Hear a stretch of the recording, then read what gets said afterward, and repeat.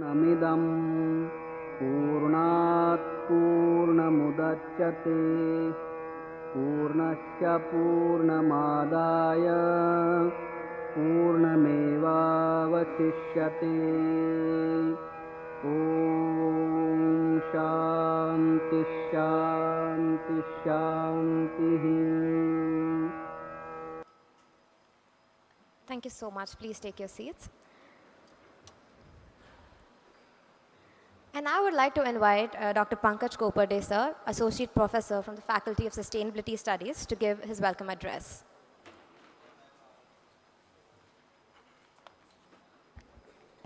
Thank you, Nidhi.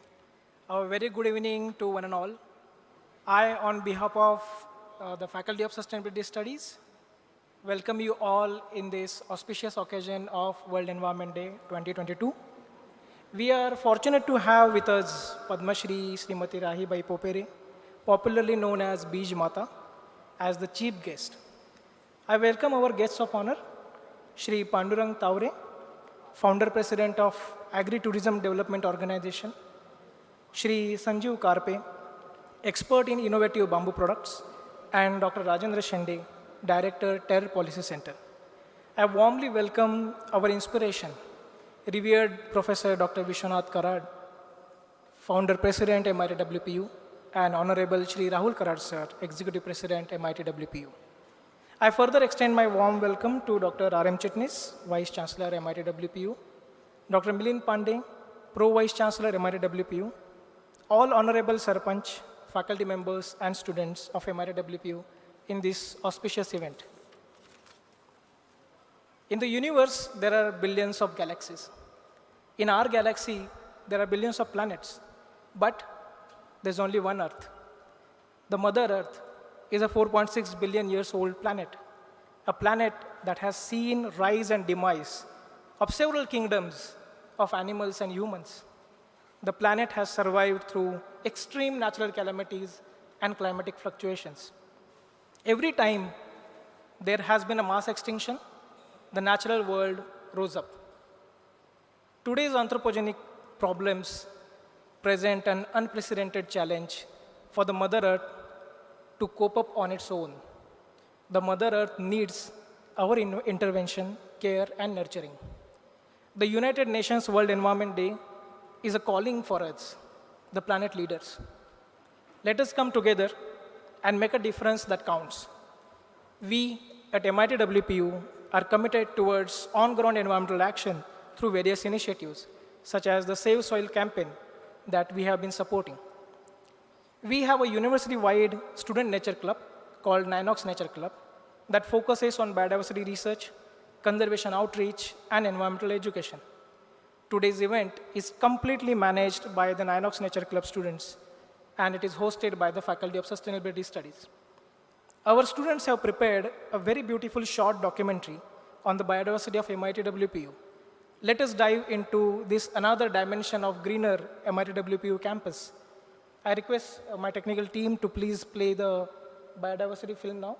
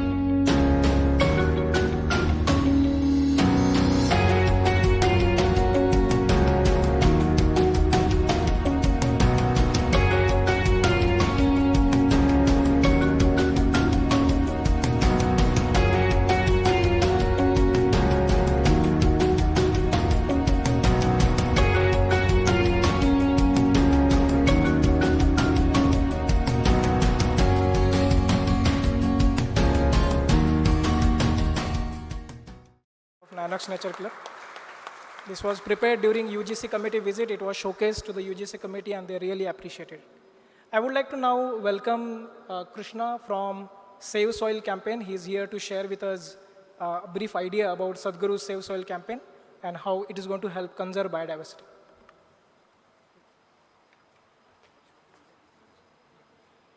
Namaskaram everybody. I'm Krishna from MBA from MIT-WPU. I'm also a volunteer at Isha Foundation, and today we all volunteers are here to spread the message and amplify the message of Safe Soil. Safe Soil, this movement, it started on the Equinox Day from London. Sadhguru, you all must be knowing the cool guru, don't you? So Sadhguru himself is riding 30,000 kilometers, a solo motorcyclist covering more than 28 countries. Now, why 28 countries and why all these countries? Because he is amplifying the message and talking with all the government bodies and officials over there regarding the government in those countries taking the necessary steps to rejuvenate our soil. Now, why save soil? Because United Nations and all the responsible scientists in the world are predicting that in upcoming 35 to 40 years, our soil is going to get extinct. Well, we have heard of dinosaurs and dodos going extinct, but soil extinction is really fearful. Now, what I and you over sitting in this dome, what we can do is, we can become an earth buddy. For becoming an earth buddy, you will need to go to savesoil.org. It is a website, you can just search it on Google, savesoil.org, and become an earth buddy. Up till now why become an earth buddy? Because we live in democratic nation. Government bodies and all the political parties, they are ready to take 10 steps. But when citizens and youth like me and you and all the bigger youth who are sitting here, when they take one step, so this one step will be putting an WhatsApp status on your WhatsApp number or an Instagram story, or whichever way you can amplify the message. So once you become an earth buddy, you will get all the necessary data, and then you can go to savesoil.org and get yourself educated about this, and you can tell to other people about this thing. Up till now, today it is 75th day of the movement. More than 75 nations have signed MOUs with their governments regarding this thing. 7 nations, that is 5 Caribbean nations and more 7 nations have done proper government rules regarding rejuvenation of soil. In India, Rajasthan and Gujarat have taken up this movement, and they have also signed the necessary MOUs. So I request you all to become a part of this movement. Namaskaram. Let us all make this happen. Thank you.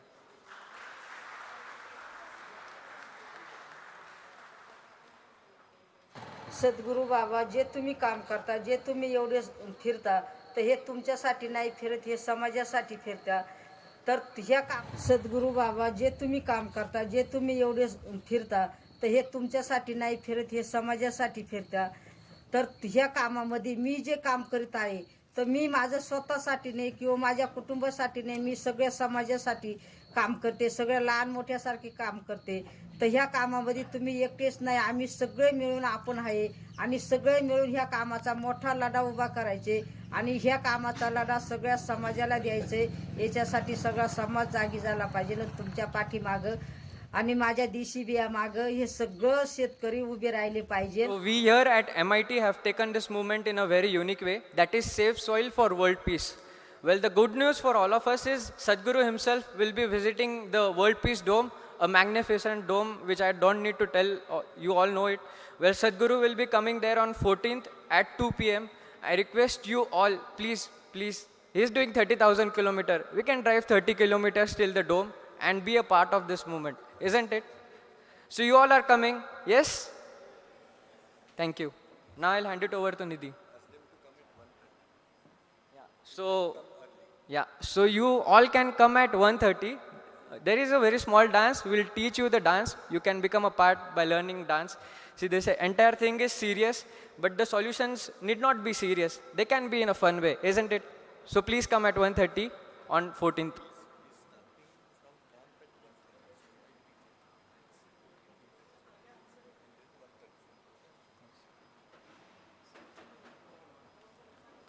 Thank you, Krishna, for that wonderful speech. So just like we have a lot of social innovation and social aspects that we are working on at MIT-WPU, there is one such aspect that's called as Sarpanch Parishad.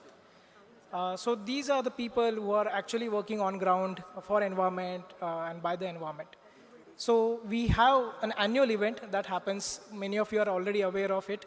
It's called Sarpanch Parishad, where a lot of Sarpanch from various villages come together, and then there is team building activity. There are a lot of brainstorming that happens about rural development. So I would like my technical team to please play a film on the Sarpanch Parishad that we conduct annually.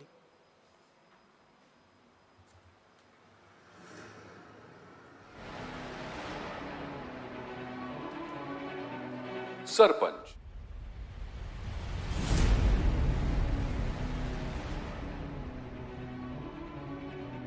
Sarpanch is an equivalent of the head of a village, and as the elected representative of the village, he is the key contact between center, state government and villagers.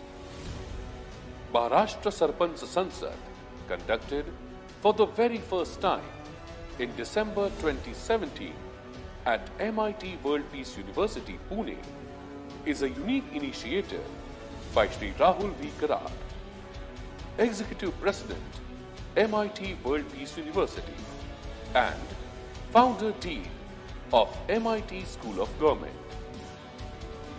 This initiative, like many other nation-building initiatives, are ably supported by Founder President of MIT's MIT Group of Institutions, Professor Dr. Vishwanath Karad.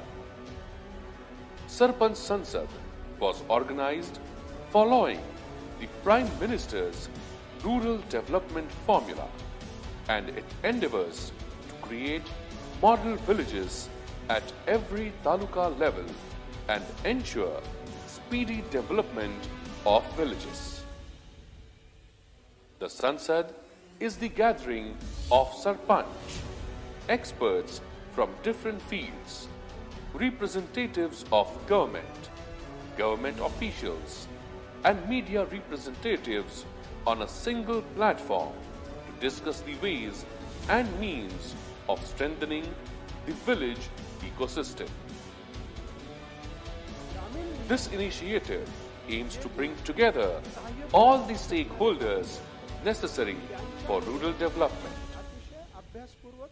The Gram Sabha forms the base of our pyramid, and Sarpanch Sansad is a platform which will help in transforming and strengthening democracy by empowering the Sarpanch. This will become an important platform for rural development in next 10 to 20 years and a model for world to emulate. Unlike the past, we only see 45% people living in a village. I stressed that brain drain of people should be stopped, and youngsters should be a part of government functioning. A nation is as strong as its weakest link, and it's time that we strengthen our villages.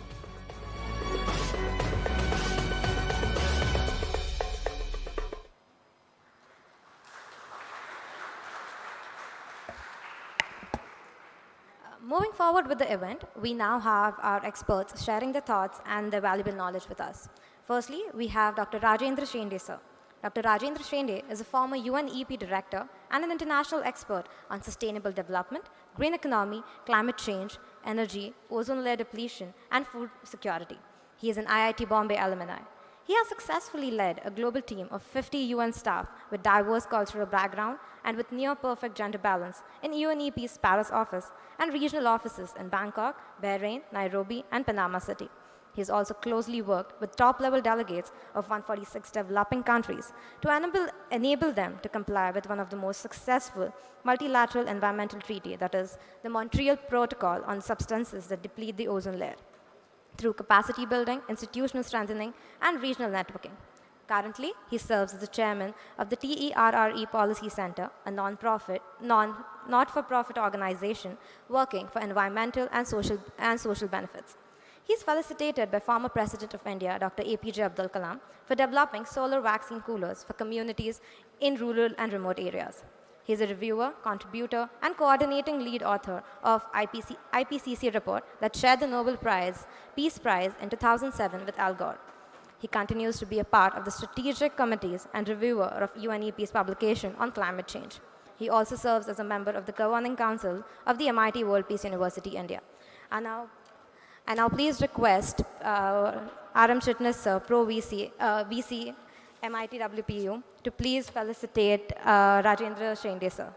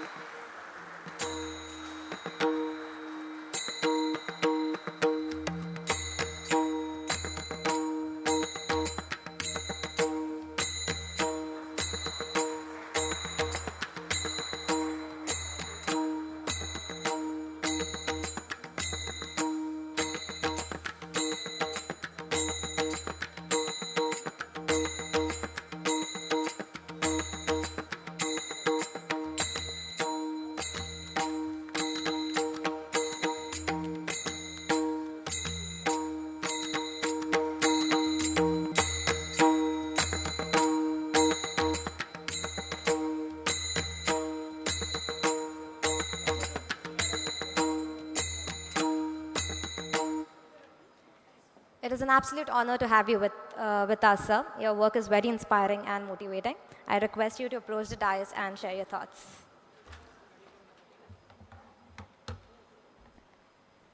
Thank you very much.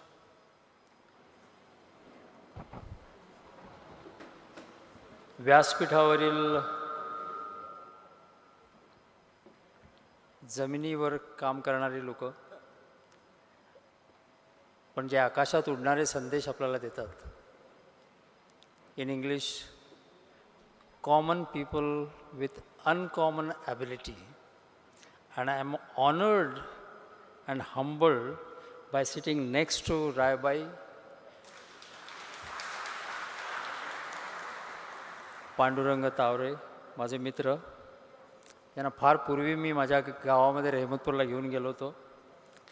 असं वाटायचं की रहमतपूर एक visiting centre व्हावं, की tourist लोक यावेत रहमतपूरला, ते स्वच्छ गाव बघावं, आदर्श गाव बघावं, तिथली शेती बघावी वगैरे वगैरे. आपले जोगदंड, बरोबर आहे, जोगदंड इथे आहेत. आणि हे संजीव किरपे, बांबूवर संशोधन करणारे. माझे मित्र रवी चटणीस आणि मिलिंद पांडे. हा अतिशय आगळा वेगळा समारंभ आहे. मुद्दाम मोडक्या तोडक्या मराठीत बोलणार आहे मी, कारण रायबाईंना कळावं. आणि खरं तर ह्या रांगेत बसल्यावर फारसं इथं जो बोलणाऱ्या माणसाचं ऐकू येत नाही. कधी कधी ते चांगलं आहे, पण आता माझी ओळख जेव्हा करून देत होते तेव्हा मलाच कळत नव्हतं की काय नेमकं बोलतात, आणि माझं भाषण होतं हे मला माहीत नव्हतं. तर सडनली मी आपला बोलायला लागलो. पण राईबाईंच्या जवळ बसल्यानंतर मला दोन गोष्टींची प्रकर्षाने आठवण झाली. एक म्हणजे आमच्या गावात मी जेव्हा रहमतपूरला शिकत होतो तेव्हा आमच्याच वाड्यात शेजारी एका खोपटामध्ये आम्ही तिला भाड्याचं घर दिलं होतं. तिथे एक बाई राहायची, Chingibai. According to me, Chingibai was a symbolic representation of sustainability. First time when I look back now, that time I didn't know the sustainability. म्हणजे शाश्वत विकास काय आहे हे मला त्यावेळेस माहीत नव्हतं. पण आता मी जेव्हा त्या इतिहासाकडे पाठवून बघतो तेव्हा मला वाटतं की Antonio Guterres, United nations secretary general, जे काही सांगतात ते त्या चिंगीबाईंनी मी 8-9 वर्षाचा असताना सांगितलं होतं मला. ती दिवसभर फक्त एकच काम करायची, शेण गोळा करायचे. त्यावेळेस आपल्या टाईल्स नव्हत्या किचनमध्ये. रहमतपूरचे सगळे जे स्वयंपाकघरं होती ती शेणाने सारवलेली असायची. प्रत्येकाकडे काही गोठा नव्हता, प्रत्येकाकडे गाई नव्हती. तेव्हा ती शेण पुरवायची त्यांना सारवायला. काय जे थोडके फोडके पैसे मिळत असतील ते स्वतः ठेवायची आणि त्या गोवऱ्या नवऱ्याच्या बिझनेसला द्यायची. आता नवऱ्याचा बिझनेस काय? एक बिझनेस की तो आता संपूर्णपणे नाहीसा झालेला आहे. त्याचं नाव आहे भांड्याला कलई लावणं. आजकाल आपण विसरलो, कारण महावीरचे भांड्याचे स्टोअर्स आलेले आहेत. त्यामुळे तिथे गेलं की वेगवेगळ्या प्रकारची भांडं मिळतात.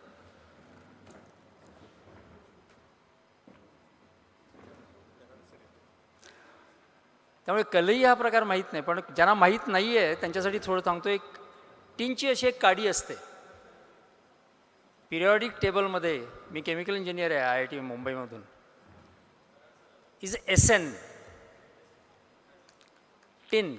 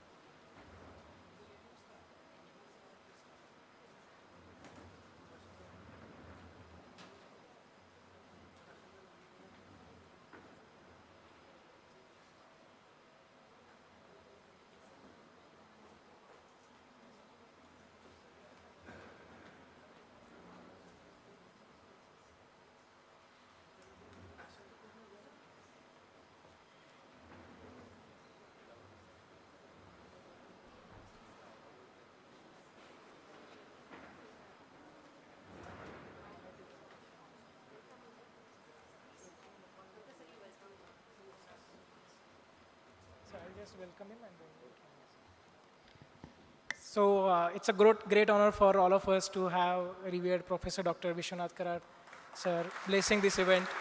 We are extremely fortunate to have him. So warm welcome, sir, in this event, Earth Shashtra 2022 World Environment Day. I now request Dr. Shende sir, please continue with your lecture, and we can then go ahead with the. देवळाला प्रदक्षिणा कशी घालायची तुम्ही बघितलं. मी पुन्हा प्रदक्षिणा घालून इथे आलेलो आहे. आणि देवासारखे गुरुजी डॉक्टर विश्वनाथ कराड साहेब हे भेटलेले आहेत. ते खऱ्या अर्थाने गुरुजी आहेत. बऱ्याच जणांना माहीत नाही की ते थर्मोडायनॅमिक्स शिकवायचे. थर्मोडायनॅमिक्सचे 3 लॉज मला आता आठवतात. फिजिक्समध्ये शिकलेले कॉलेजमध्ये असताना. आजकाल त्यांचे थर्मोडायनॅमिक्सचे 3 लॉ हे वेगळे आहेत. Science, spirituality and philosophy. And with that I think I got attracted to the MIT-WPU, which is a world peace university. Yes, thermodynamics laws are important. They are there. They will not go anywhere. But these laws also will going to stay forever. Even if there is a human species getting extinct, and we are almost on the same footing today, we are moving towards a disaster. मी सांगत होतो साहेब, मला वाटते फारसा मी जे बोलतो इथे ते स्टेजवर फारसा ऐकू जात नाही. त्यामुळे स्टेजवरचे लोक किती लकी आहेत बघा. पण मी सांगत होतो की ऐकू येते बरोबर. चिंगीची गोष्ट तर ती आपल्या गोवऱ्या, शेणाच्या गोवऱ्या आपल्या नवऱ्याच्या बिझनेससाठी द्यायची. That was her entrepreneurship, social entrepreneurship किंवा कौटुंबिक एंटरप्रिनरशिप. आणि तो कलईचा धंदा करायचा आणि त्या कलईच्या धंद्यातून त्याला पैसे मिळायचे. So the only earth resource that he was depleting was a tin, SN in periodic table. But with a small, I don't know whether you have seen the kalai. I don't think anybody must have seen the kalai कशी लावतात. एक जेव्हा तो गरम होतो तुकडा तेव्हा एक बिंदू निघतो त्या टिनचा. आणि तो बिंदू त्या सगळ्या भांड्याला लावतात आणि त्याची कलई येऊन जाते. How to use even a natural resources in a sustainable way was taught to me there. Those are the kind of ground level sustainability issues that I carried with me, not only in IIT Bombay, but in United Nations. आणि मी सांगितलं की दोन गोष्टी आठवल्या, एक तर चिंगी आठवली आणि रायबाईंना भेटल्यानंतर मला आणखी एका गोष्टीची आठवण झाली. आणि ती म्हणजे जेव्हा मला जीवन गौरव पुरस्कार, सांगायला थोडंसं स्वतःच्याच पाठीवर थाप मारल्यासारखी वाटते, पण मला बाबासाहेब आंबेडकर मराठा विद्यापीठ यांनी जेव्हा जीवन गौरव पुरस्कार दिला तेव्हा असेच मी सदा सेंटरमध्ये बसलो होतो आणि शेजारी सरपंच पेरे बसले होते. तुम्ही यूट्यूबवर फार प्रसिद्ध आहेत आणि त्यांच्या यूट्यूब बघितलं तर ते माझ्याहीपेक्षा खूप मोठे दुपटी तिपटीने त्यांची पॉप्युलॅरिटी आहे. तर मला त्यावेळेस ते माहीत नव्हते, पण मला इतकं बरं वाटलं. तो माणूस मला फक्त एक वाक्य म्हणाला की साहेब तुम्ही असं युनायटेड नेशन वगैरे सस्टेनेबिलिटी केलेलं आहे, पण आपलं नेशन आहे ते युनायटेड आहे असं तुम्हाला वाटतं का? म्हणजे युनायटेड नेशन्स म्हणजे एवढा मोठा तंबू आहे, ह्याच्यामधून फक्त त्यांनी एकच अर्थ काढला की आपलं नेशन तरी आपला देश तरी युनायटेड व्हावा. आणि युनायटेड म्हणजे काय आपले 29 स्टेट्स कमिंग टुगेदर नाही, but thinking in a one direction. And that exactly is the theme for 5th June today, that only one earth. That doesn't mean that earth is only one. It means that in order that the only earth that we live in a sustainability, we all should have only the single one way to proceed. And that message all this Taware साहेब, किरपे साहेब आणि रायबाई आपल्याला देतात. 2017च्या 5 जूनला 5 वर्षापूर्वी आमचा इथेच एक समारंभ झाला. त्यावेळेस माननीय प्रकाश जावडेकर होते आणि सिम्पल होतं की all universities which are working all over India, there are about 1000 of them plus or minus. They should work towards one goal. The goal is not one university which has the largest number of students, the highest fees, the biggest buildings. No. They should want with one simple principle of transforming India towards the sustainability. And that's why on that particular day, 5 years back, today we are on 6th June 2022, we inaugurated what is called as a network of universities. Today it is quite likely that MIT-WPU, what it does, the symbiosis probably doesn't know much. We thought that let's get them in a platform and let them share. Without sharing, you will not accelerate. And the speed is very important today. It's not only the action. It's not only रायबाईंनी किती बिया लावल्या किंवा पांडुरंग तावरेंनी किती शेतामध्ये tourism केला किंवा बांबूची शेती किती जणांनी केली, ह्याच्याही पेक्षा the speed with which you do it is going to be important. The one sentence last month made by United Nations Secretary General was, the disaster is running faster than our action. Very difficult to realize it. It looks like a typical doomsday sentence, but that's true. 1 million species in the next 50 years are in the risk of getting extinct. I only hope human beings are not one of them. And we have to struggle hard for that. And I feel that such kind of event, which is organized by Faculty of Sustainability Studies, and the credit goes to Dr. Ravi Chitnis, guided by Dr. Vishwanath Karad, Rahul ji, and then implemented by Anamika Bishwas, and particularly I want to mention the students. The students who are taking the stick in a hand, a baton in a hand and running.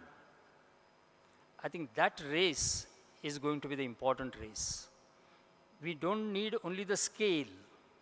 we need the speed. And that speed will come only when students, the young people, youth, they run faster than the disaster approaching us. How do you do that? Learning by doing and accelerating by sharing. And this is what the network of universities, which we have given a name, what is called as a Smart Campus Cloud Network. And MIT-WPU was one of the first to join this network. Since then, about 400 higher educational institutes and universities are part of it. And remember, it's not a registration of university numbers which matter, how fast they are going towards their goal. You'll be surprised that the sister university, MIT ADT, Art, Design and Technology, 60% of their energy comes from renewable. In 2017, when they joined, it was just about 20%. Those are the results we have to show. And only a few days back, on 31st May, they have taken a pledge that in 3 years' time, they will cut off MSAB connection. They will be self-sufficient. Just like मला आमच्या गावच्या बाजूच्या लोकांनी सांगितलं की त्यांचं गाव आत्मनिर्भर होणार आहे.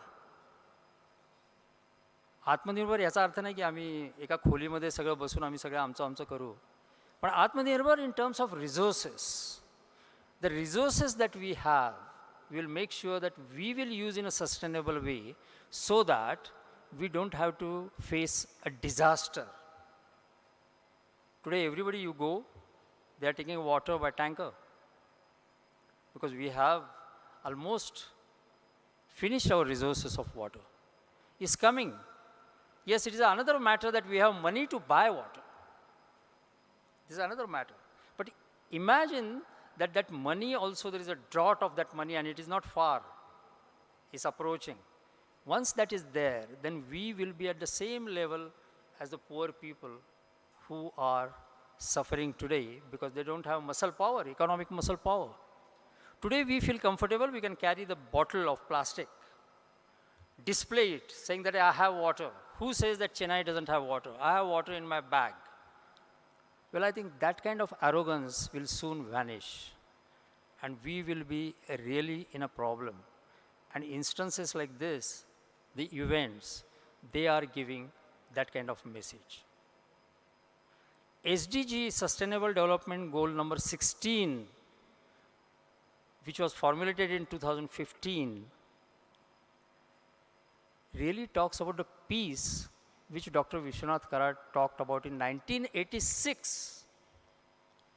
So we had the ideas. Only thing is we were lacking the implementation, the scale and the speed. And that we have to get it today. We think about sustainability well because that is in our Indian knowledge system. Dhaneshwar talked about all these sustainability issues in his own way. He talked about trees, vanachare, pashu. Yeah, it is his own way of looking at it. And Dr. Vishwanath Karad has his own way of looking at the sustainability, but all of them converge into one point that merges science and spirituality. And then comes the sustainability, which was SDG number 16. SDG number 17, partnership. And that is my last point in front of you. Unless you have a partnership, unless you hold the hands, it doesn't matter what you do. Only thing is when you hold the hand, you know where you are going in a direction and how fast you are going. Your destination and the speed is decided, you can achieve that. I'm not talking about it. I did that in United Nations. When I entered United Nations in 1992, our aim was to save the stratospheric ozone layer because it was getting depleted by chlorofluorocarbons produced by human beings on the earth. The only solution was get rid of chlorofluorocarbons. There was no other solution. We have to do that 1st January 2010. That was an agreed date by all the countries. That time there were about 25 big chlorofluorocarbon manufacturing industries. Exactly on 1st January 2010, and I'm very proud to lead that program of negotiating with the business, closing that down. I'm the chemical engineer, so I should start the chemical industry. I closed the chemical industry, which was harmful to the countries. On that particular day, we closed all the CFC factories. Today, you can walk in the campus, this beautiful campus, without any fear of ultraviolet rays, because ozone layer is on the recovery path. And it is not going to again rise its concentration, CFC or any particular ozone depleting potential chemicals are not going to rise now. You can be rest assured. Now your goal is the climate change and sustainability.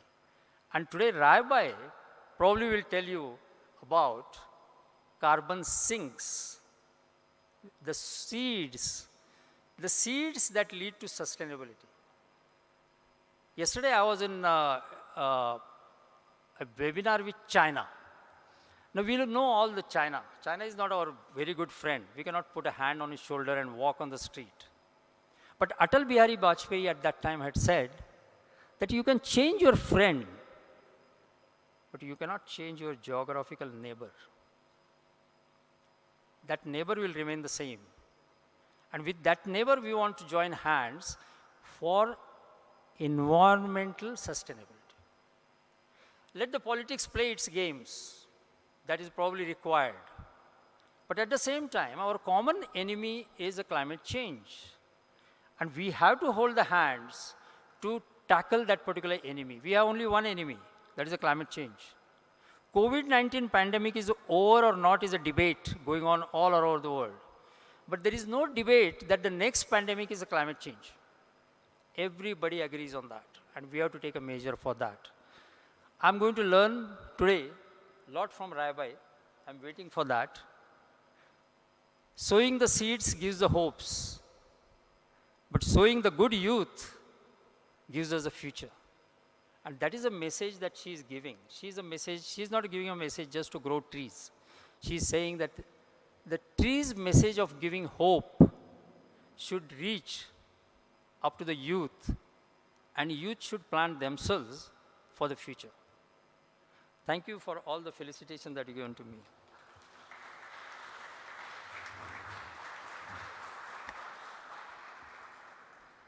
Thank you so much, sir, for your insightful words. They were really, really inspiring. I extend my warm welcome to Revered Professor Dr. Vishwanath Karad Sir, Chief Mentor and Founder President of MIT-WPU University. I now request Sir to please felicitate and present a memento to our Chief Guest, Padma Shri Srimati Raibai Popere, also known as Beej Mata.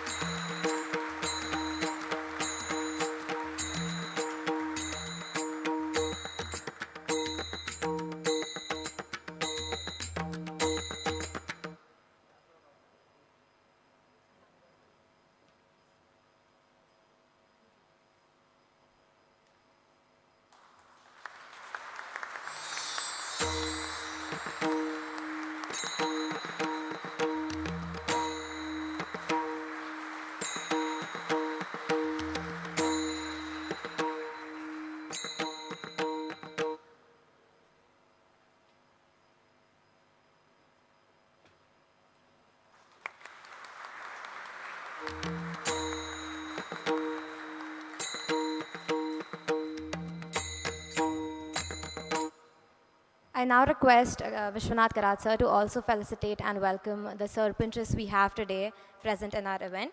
I invite Manoj Anpat from Anpatwadi, Shaptabai Varve from Tikona Pet, Prakash Zadhav from Pusegaon, and Govind Zadhav Sir from Kalewadi to please come on the dais.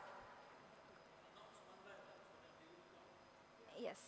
Manoj Anpat Sir from Anpatwadi.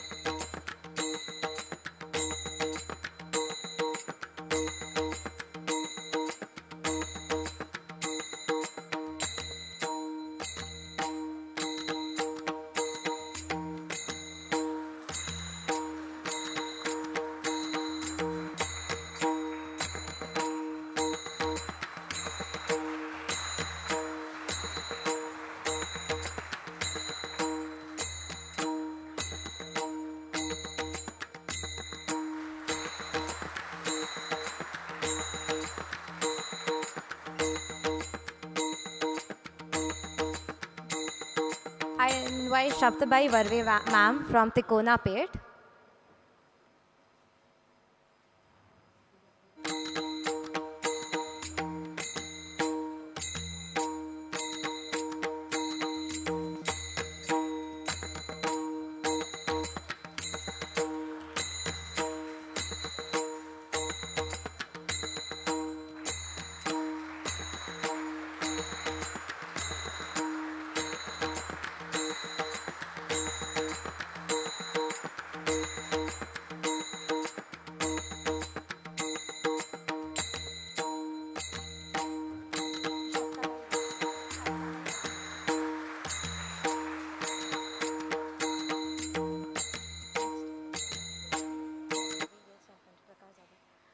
I now invite Prakash Zadhav Sir from Pusegaon.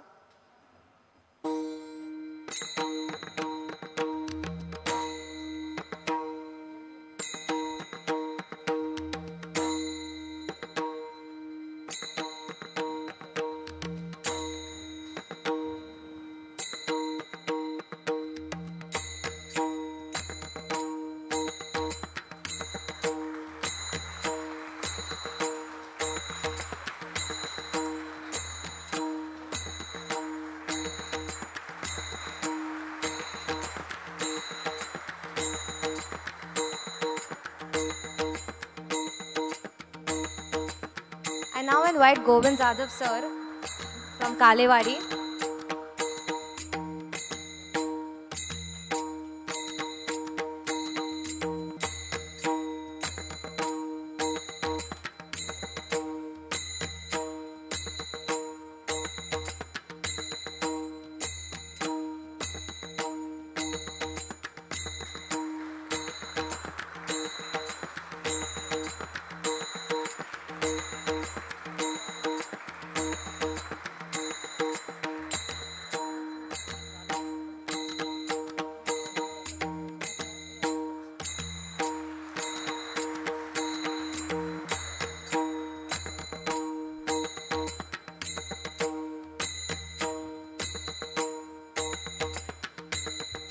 Now I also request Sir to felicitate Sri Rajiv Karpe Sir, Founder Director of Konkan Bamboo and Cane Development Center, Sindhudurg, Maharashtra, and also a very well-known expert in innovative bamboo products.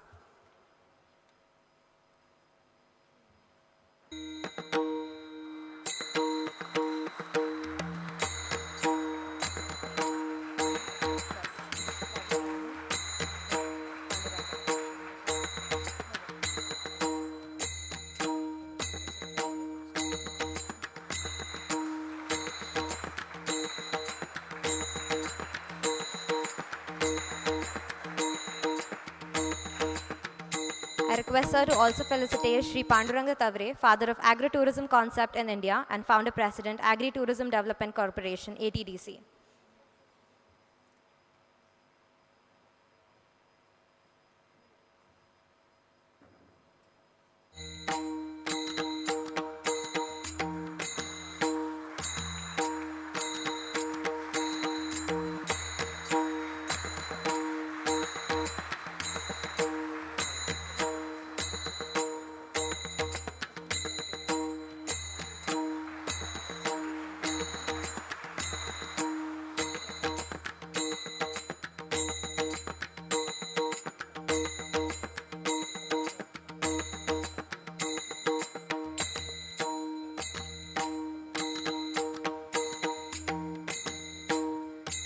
Thank you so much, sir. Moving on with this event, we now have our second expert with us, Dr. Sanjeev Karpe, sir. Sanjeev Shashikant Karpe, sir, is the founder director of Konkan Bamboo and Cane Development Center from Sindhudurg, Maharashtra. Sanjeev, sir, is a qualified electrical engineer associated with the bamboo industry for the last 18 years and has pioneered the work in setting up of bamboo-based enterprise in rural India. He is a fellow of IIM Lucknow. Konkan Bamboo and Cane Development Center, an organization working for sustainable development through use of bamboo as a resource and implementing various bamboo projects successfully for the last 18 years, and presently implementing Bamboo Craft Development Cluster Project in Sindhudurg district of Maharashtra under Spurti, which is supported by the Khadi and Village Industries Commission, Government of India. The extensive work done by Konback has led to some quality publications. One of the most noteworthy among them is Breaking Barriers and Creating Capital, published as a monograph by NBAR. Konback won state-level first prize, that is Padma Shri Puraskar, for promoting bamboo plantation as commercial farming options for farmers in Maharashtra.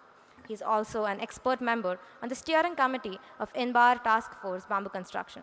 NBAR stands for the International Network for Bamboo and Rattan, which is an intergovernmental body having 48 member countries, which is headquartered at Beijing, China.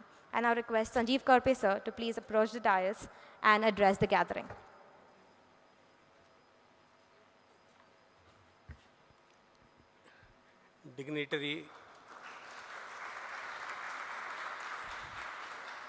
Dignitaries on dais, I would like to thank you, MIT, for giving me this opportunity. मैं ये सोच रहा हूँ इस hall में आधे लोग ऐसे हैं जिनको मराठी नहीं समझ में आएगी और आधे लोग ऐसे हैं जिनको अंग्रेजी समझ में नहीं आएंगी, तो बीच में का रास्ता लेने की कोशिश कर रहा हूँ। मैं आपको आज हमारी बाम्बू की एक स्टोरी बताने वाला हूँ। 1998 में हमारे रीजन के member of parliament Suresh Prabhu ji ने हमको ऐसा बताया कि सस्टेनेबल डेवलपमेंट बहुत इम्पोर्टेंट है और सस्टेनेबिलिटी का चैम्पियन बाम्बू ये मटेरियल है। वर्ल्ड का नंबर 1 सस्टेनेबल रॉ मटेरियल कौन सा है? तो बाम्बू है। उस वक्त हमको ये बात पसंद नहीं आई थी। हम एक्सपेक्ट कर रहे थे कि बाम्बू की केंद्रीय एनवायरमेंट फॉरेस्ट मिनिस्टर को तो बड़ी बड़ी बातें करनी चाहिए, बाम्बू जैसे फालतू मटेरियल की क्यों बात कर रहा है 1998 में, और ना सस्टेनेबल डेवलपमेंट का मीनिंग उस वक्त हमको मालूम था। उन्होंने बहुत कोशिश की हमको समझाने की, लेकिन हमारा दिमाग इतना नहीं था कि हम वो समझ पाए, और हमने 3, 4, 5 साल तक उसको इग्नोर किया और वो बार बार हमको समझाते रहे कि सस्टेनेबल डेवलपमेंट कितना इम्पोर्टेंट है और बाम्बू ये कितना इम्पोर्टेंट मटेरियल है, वर्ल्ड का नंबर 1 सस्टेनेबल रॉ मटेरियल है। हम ये बात उनकी नहीं मान रहे थे, इसलिए अल्टीमेटली उन्होंने बोला, भाई साहब आप में से कोई एक आदमी चाइना में जाके देखो कि चाइना क्या कर रहा है। और हमने डिसाइड किया कि चलो चाइना जाएंगे। तो चाइना जाएंगे ऐसा डिसाइड किया, तो हमको लगा था कि सुरेश प्रभु जी अगर चाइना की बात कर रहे हैं तो जाने के लिए पैसा भी वही देंगे, लेकिन उन्होंने बोला अपने पैसे से जाओ। जब मैं उधर गया तो हमने देखा कि बाम्बू का इस तरह से प्लांटेशन वहाँ हो चुका है। चाइना में एनजी और लीनान ये 2 स्टेट में 74 लाख हेक्टर्स का बाम्बू का प्लांटेशन ऑलरेडी हो चुका है।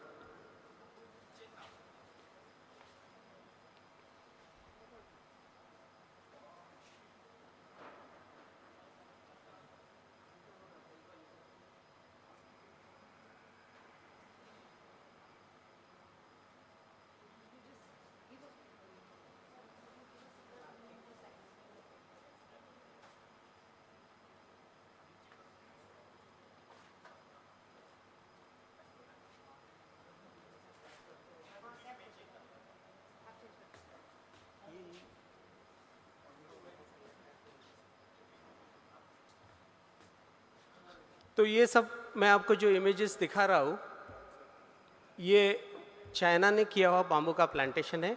उन्होंने एक सिलेक्टेड स्पीशीज़ को वहाँ प्लांट किया है और 74 लाख हेक्टर्स का प्लांटेशन ऑलरेडी हो चुका है। और हमको देख के हम शॉक हो गए कि इतना सारा प्लांटेशन दो पर्टिकुलर स्टेट में हो चुका है। हमारे पड़ोसी देश है, इतना साइंटिफिक काम उन्होंने किया है। हमको लगा कि इस मटेरियल से वो क्या करते होंगे इतना सारा मटेरियल से। तो जब हमने ये जानने की कोशिश की कि ये मटेरियल से वो वहाँ क्या बनाते हैं, तो हमको दिखा कि बहुत सारे प्रोडक्ट वो बाम्बू से बनाते हैं। हमारे कंट्री में हम तो सिर्फ टोकरियाँ बनाते हैं बाम्बू से। इस टाइप के प्रोडक्ट जब आप देखोगे तो शॉक होता है कि इतने बढ़िया प्रोडक्ट वो बनाते हैं।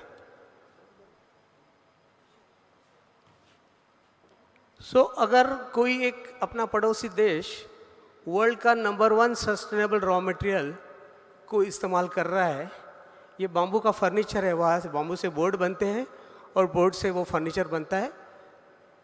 बहुत सारे प्रोडक्ट बनते हैं, जैसे कि टेबल एक्सेसरीज हो या bathroom accessories, kitchen accessories, cutlery. तो इतने सारे प्रोडक्ट, बहुत ही हाई एंड प्रोडक्ट और डे टू डे यूज़ के प्रोडक्ट। ये डिस्पोजेबल आइटम है, ये फ्लास्क है। तो हम सोच नहीं सकते इतने टाइप के। आप जो जो चीज़ सोचोगे वो सब चीज़ें, इवन चप्पल बूट भी बाम्बू से बनते हैं। ये खिलौने हैं, इतने सारे कार्विंग किए हुए आइटम्स हैं, हेलमेट हैं, सीट कवर्स है, फ्लोरिंग मैट है, घड़ियाँ है सुंदर सुंदर, म्यूजिकल इंस्ट्रूमेंट है, स्पीकर्स है, कीपैड माउस जैसे आधुनिक आइटम। बाम्बू से कपड़े बनते हैं, बाम्बू से अंडरगारमेंट बनते हैं, बाम्बू से टिश्यू पेपर बनते हैं, बाम्बू से साइकिल बनती है, बाम्बू से मोटरसाइकिल बनती है, कार्ट बनती है, गाड़ियाँ बनती है, फर्नीचर बनता है, कंस्ट्रक्शन होता है, हाई एंड इंटीरियर होता है, घर बनते हैं, मल्टी स्टोरी बिल्डिंग बाम्बू से बनती है, फ्लोरिंग होता है, वॉल पैनलिंग होता है, इंटीरियर फ्लोरिंग हो सकता है। ये एक बहुत बड़ा स्टेडियम है, एक ऑडिटोरियम है जिसमें roof panel everything is bamboo. ये तो मैड्रिड का इंटरनेशनल एयरपोर्ट है। 15 साल पहले चाइनीज़ लोगों ने एक इंटरनेशनल एयरपोर्ट बाम्बू से बनाया। तो हमारे मन में जो इतने बड़े विंड मिल के ब्लेड्स भी वो लोग बाम्बू से बनाते हैं। अगर इतनी सारी चीज़ें इस मटेरियल से बनती है तो उसको ग्लोबली अगर देखें ग्लोबल ट्रेड क्या है, तो आप ये लिस्ट देखोगे जिसमें बाम्बू के प्रोडक्ट को एक्सपोर्ट करने वाले और इंपोर्ट करने वाले टॉप 10 कंट्रीज़ को लिस्ट किया है। टॉप 10 एक्सपोर्टिंग कंट्री में थाईलैंड है, वियतनाम है, सिंगापुर है, फिलीपींस है, इंडिया नहीं है। और इंडिया का नाम कहाँ है? टॉप 10 इंपोर्टिंग कंट्रीज़ में। अपने देश में हम जब आइसक्रीम खाते हैं उसके साथ जो चमचा मिलता है वो बाम्बू का चमचा है, वो हम वियतनाम से इंपोर्ट करते हैं। टूथपिक हम ताइवान से इंपोर्ट करते हैं। भगवान के सामने हर रोज़ अगरबत्ती जलाते हैं, उसके अंदर का बाम्बू का स्टिक है वो हम चाइना से इंपोर्ट करते हैं। तो ये जब हमने देखा तो हमको बहुत दुख लगा कि अगर वर्ल्ड का नंबर 1 सस्टेनेबल रॉ मटेरियल हम यूज़ ही नहीं कर रहे हैं और इतने छोटे छोटे कंट्रीज़ जो इतने अमीर कंट्रीज़ भी नहीं है वो हमारे आगे है, तो हमको लगा कुछ करने का टाइम है। हमने जाके हमारे एमपी साहब को बोला कि सर ये तो सरासर नाइंसाफ़ी है, कोई कुछ काम ही नहीं कर रहा है, अपने देश में किसी को फिक्र ही नहीं पड़ी है। तो उन्होंने समझाया कि दूसरा क्या करेगा ये मुझे मत बताओ, तुम क्या करोगे ये इम्पोर्टेंट है, तो बताओ क्या करोगे। तो हमने सोचा कि चलो कुछ करना पड़ेगा, अभी कोई ऑप्शन है नहीं। तो हमने कोकण बाम्बू एंड केन डेवलपमेंट सेंटर नाम की एक संस्था शुरू की और सुरेश प्रभु जी को जाकर पूछा हमारे एमपी साहब को कि सर अभी आपने बोला, आप बताओ क्या करना चाहिए। तो उन्होंने हमको एनवार नाम की एक इंटर गवर्नमेंटल इंटरनेशनल बॉडी है जो चाइना में हेडक्वार्टर्ड है, 48 गवर्नमेंट ने इकट्ठा आके उसको बनाया है बाम्बू के रिसर्च और प्रमोशन के लिए। तो उन्होंने हमको उनसे जोड़ के दिया और उनका एक्सपर्टी लेके हमने काम करना शुरू किया। सबसे पहले काम हमने ये किया कि फार्मर को कन्विंस किया कि बाम्बू का फार्मिंग करना पड़ेगा। तो उस वक्त बहुत डिफिकल्ट था बाम्बू को फार्मिंग करना। सिंदूर डिस्ट्रिक्ट में जहाँ अल्फांस मैंगो और कैशू जैसे बहुत हाई कैश क्रॉप ग्रो होते हैं, लेकिन समहाउ हम 120 फार्मर को कन्विंस करने में सक्सेसफुल हो गए और उसके बाद में इस टाइप का प्लांटेशन हमारे फार्मर ने सिंदूर डिस्ट्रिक्ट में किया। एक पर्टिकुलर स्पीशीज़ को हमने सिलेक्ट किया था, डेंड्रोकलामिस टॉक्सी उसका स्पीशीज़ का नाम है, और इस टाइप का प्लांटेशन हमारे यहाँ 120 फार्मर ने किया। जब 4 साल में बाम्बू तैयार हो गया, काट के वो हमारे पास लेके आए, तो हमको दिखा कि ये बाम्बू जो वाइल्ड स्पीशीज़ है उसको कंपेयर करें तो बहुत ही स्ट्रेट, अच्छा दिखने वाला और ब्यूटीफुल बाम्बू है। तो उसको हमने ड्यूरेबल बनाने के लिए प्रेशर ट्रीटमेंट प्लांट को सेटअप किया कुडाल में, हमारे सिंदूर डिस्ट्रिक्ट में। उसके बाद में उसको प्रोसेसिंग करने के लिए हमने प्राइमरी प्रोसेसिंग फैसिलिटी लगाया। उसको ट्रीट करने, स्ट्रेटन करने का टेक्निक हमारे लोगों को सिखाया। उसको इतनी बढ़िया तरह से बेंडिंग हो सकता है ये भी हमने किया। और उसके बाद में उसको हमने कमोडिटी में कन्वर्ट किया, और कमोडिटी में कन्वर्ट करने के बाद अब ये treated graded raw material available हो गया, जिसको चाहिए वो लेके काम कर सकता है। फिर भी कोई लोग आगे नहीं आए इस मटेरियल यूज़ करने के लिए, इसलिए हमने ही हमारे यहाँ के महिलाओं को इस टाइप का प्रोडक्ट बनाना सिखाया, जिसमें हमारी कोशिश ये थी कि आप इस मटेरियल को शहरी लोगों को पसंद आए, इस टाइप का काम करो। मेमेंटोज हो या कॉर्पोरेट गिफ्टिंग हो, लाइटिंग हो, या शहरी लोग जो टोकरी तो शहरी आदमी खरीदेगा नहीं, लेकिन इस टाइप का टोकरी बनाएंगे तो डेफिनेटली वो खरीदेगा। बाद में हमने बाम्बू फर्नीचर बनाने का ट्रेनिंग दिया हमारे यहाँ के 350 यूथ को, और एक फैक्ट्री सेटअप किया जिसके अंतर्गत हमने बाम्बू फर्नीचर बनाना शुरू किया। बाम्बू फर्नीचर बनाना और बेचना ये तो ट्रेडिशन अपने देश में है नहीं। हमने सोचा कि थोड़ा सा शहरी लोगों को पसंद आए, इस टाइप का काम करना पड़ेगा, और हमने इस टाइप का फर्नीचर बनाना शुरू किया। ये फर्नीचर शहरी लोगों को पसंद आएगा तो ही अच्छा भाव मिलेगा फार्मर को, और अच्छा भाव फार्मर को मिलेगा, आर्टिजन को मिलेगा, तो ही ये काम होते रहेगा। ये सोचते हुए इस टाइप का काम हमने करना शुरू किया, और धीरे धीरे उसका एक्सेप्टेबिलिटी बढ़ने लगा। हमने सोचा कि पूरा घर का फर्नीचर तो लोग चेंज नहीं करेंगे, तो हम एक कॉर्नर लोगों के पास मांगेंगे कि आप घर का एक कॉर्नर हमको दे दो जहां आप इको फ्रेंडली प्रोडक्ट रखोगे, साइड टेबल हो, कुर्सी हो, और वो बहुत सक्सेसफुल हुआ। और इस तरह से हमने ये चीज़ बाम्बू को अपने देश में फर्नीचर मटेरियल करके मेन स्ट्रीम करने के लिए कोशिश किया। NID अहमदाबाद के साथ हमने टाइप करके डिज़ाइन में काम किया, और ये करते समय हमारी कोशिश ये थी कि इसको सिर्फ गार्डन फर्नीचर न होते हुए घर में भी इसको फर्नीचर हमको लोग उसको एक्सेप्ट करें। इस टाइप का काम करने में हम सक्सेसफुल हो गए। और ये सब होने के बाद हमारे यहाँ क्या हुआ कि जो 120 फार्मर ने जो ग्रो किया था बाम्बू, वो उसका देख के बहुत सारे लोगों ने उनको कॉपी किया, और 10,000 से ज़्यादा फार्मर हमारे सिंदूर डिस्ट्रिक्ट में उस पर्टिकुलर स्पीशीज़ को ग्रो करने लगे। हमने तो 120 लोगों को ही कन्विंस किया था, और 120 लोगों का ही बाम्बू का सोचा था। बाद में हमने सोचा अरे अभी 10,000 फार्मर ग्रो करने लगे तो फर्नीचर और क्राफ्ट करके तो होगा नहीं, इसलिए हमने बाम्बू का कंस्ट्रक्शन करने का डिसीजन लिया, और हमने कंस्ट्रक्शन कंपोनेंट मैन्युफैक्चरिंग यूनिट को सेटअप किया हमारे कुडाल सिंदूर डिस्ट्रिक्ट में। तो हम इस टाइप के फर्नीचर कंपोनेंट बनाते हैं, उसको पैक करके हम बड़े ट्रेलर पे डाल के उसके साइट पे लेके जाते हैं, और इस टाइप का बाम्बू का कंस्ट्रक्शन हम करते हैं। तो बाम्बू बोले तो पुअर मैन्स मटेरियल, ऐसा जो इमेज था उसको बदलने के लिए हमने बहुत मेहनत किया, और एस्थेटिकल, ब्यूटीफुल और ड्यूरेबल इस टाइप का काम हमने करना शुरू किया।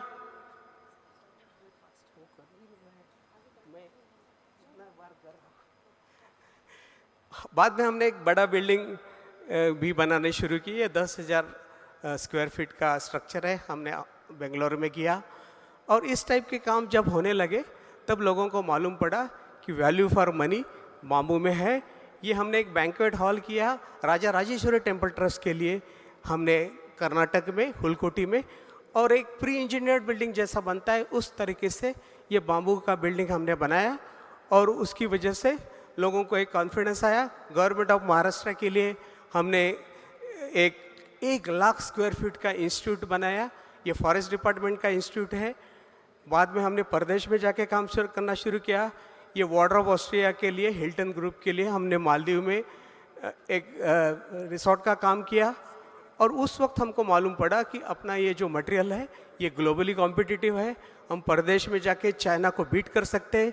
ये पर्टिकुलर काम को CNN UK ने वर्ल्ड के top 16 best waterfront restaurant में रेट किया, और द फोर्ब्स मैगजीन ने उसके वर्ल्ड का most beautiful waterfront restaurant करके रेट किया। तो बाम्बू से ग्लोबली कॉम्पिटिटिव प्रदेश में जाकर हम चाइना को बीट कर सकते हैं, ऐसा काम हमने करके दिखाया। ये एक स्पीशीज़ है अपने देश में जो हॉलो होता है, जिसको स्ट्रिप में आप मशीन के द्वारा कन्वर्ट करो तो उसका बोर्ड बनता है। रतन टाटा जी ने हमको ये काम करने के लिए सपोर्ट किया, उससे हमने ये बोर्ड बना के इससे ये फर्नीचर बनाया। ये बेस्ट क्वालिटी बर्मा टीक से भी बेटर परफॉर्मिंग मटेरियल है, उसको आप लेज़र कटिंग कर सकते हैं। ये पर्टिकुलर काम हमने इन्फोसिस कंपनी के CEO के लिए किया, उनका ये गेस्ट हाउस है, हमने गच्चीबोली कैंपस में किया। और ये नितिन गडकरी साहब का चैम्बर है, और प्रकाश जावड़ेकर जी का घर है। और ये लास्ट जो पिक्चर आपने देखे, ये बेंगलोर का इंटरनेशनल एयरपोर्ट अभी पूरा का पूरा बाम्बू में बन रहा है, और इसकी वजह से अपने देश में बाम्बू के लिए अच्छे दिन आएंगे, ऐसा मुझे लगता है। आप सब लोग इसके साथ जुड़ जाओ, ऐसे मेरा रिक्वेस्ट है। Thank you very much. I would like to thank you Anamika ji to giving me this facility. Thank you.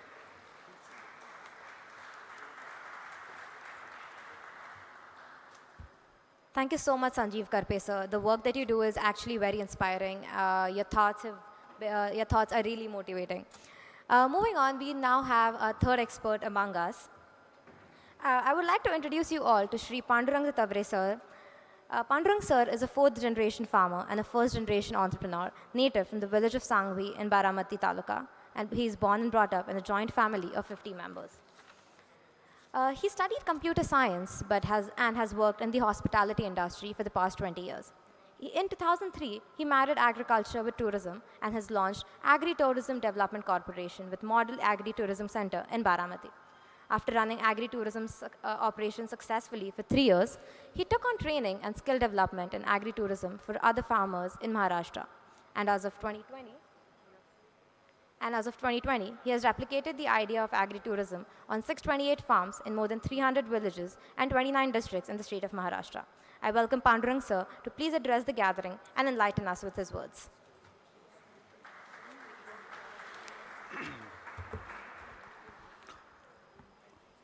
आदरणीय डॉक्टर विश्वनाथ कराड सर, आदरणीय डॉक्टर राजेंद्र शेंडे सर, आमच्या पोपरे मावशी, त्याचबरोबर ज्यांच्या संकल्पनेतून आजचा कार्यक्रम आहे ते डॉक्टर RM चटणी सर, डॉक्टर मिलिंद पांडे, आम्हाला ज्यांनी निमंत्रित केलं ते प्रोफेसर प्रसाद कुलकर्णी सर. मला ॲक्च्युली 10 मिनटाचा वेळ होता अगोदर, आणि आत्ता सांगण्यात आलं की 4 मिनटं तुमचे कट केलेले आहेत, आत्ता फक्त 6 मिनटं बोलायचं. 6 मिनटामध्ये कृषी आणि पर्यटन याची आपण सांगड कशी घालू शकतो याच्यावर मी फक्त तुम्हाला एक 5-6 वाक्य बोलणार आहे. लोकांना असं वाटतं की कृषी पर्यटन म्हणजे शेतामध्ये जायचं, पिठलं भाकरी खायची, स्विमिंग पूलमध्ये पोहायचं, रेन डान्समध्ये पोहायचं, एवढंच काय ते कृषी पर्यटन. परंतु कृषी पर्यटनामुळे काय होणार आहे तर त्या शेतकऱ्यांना एक शाश्वत पर्यावरणाचं जतन संवर्धन होणार आहे. आपल्या घरी पाहुणे येणार आहेत म्हटल्यानंतर आपण नवीन नवीन झाडं लावू. आपल्या घरी पाहुणे येणार आहेत म्हटल्यानंतर आपण आपली स्वच्छता ठेवू. आपल्या घरी आणि शेतामध्ये पाहुणे येणार आहेत म्हटल्यानंतर आपलं शेत, घर, शिवार, गाव आपण स्वच्छ ठेवणार आहोत. आणि त्याच्यामुळे पर्यावरणाचं जतन संवर्धन होईल. आपल्या घरी गावामध्ये पाहुणे येणार आहेत म्हटल्यानंतर आपलं जे संस्कृती आहे, आपली जी परंपरा आहे, त्याचं जतन संवर्धन होणार आहे. आणि म्हणून शेतकऱ्याला आता शाश्वत इन्कम, शाश्वत रोजगार आणि शाश्वत उदरनिर्वाहाचं साधन जोपर्यंत मिळत नाही तोपर्यंत पुढची पिढी शेतकऱ्यांची शेतावर थांबणार नाही.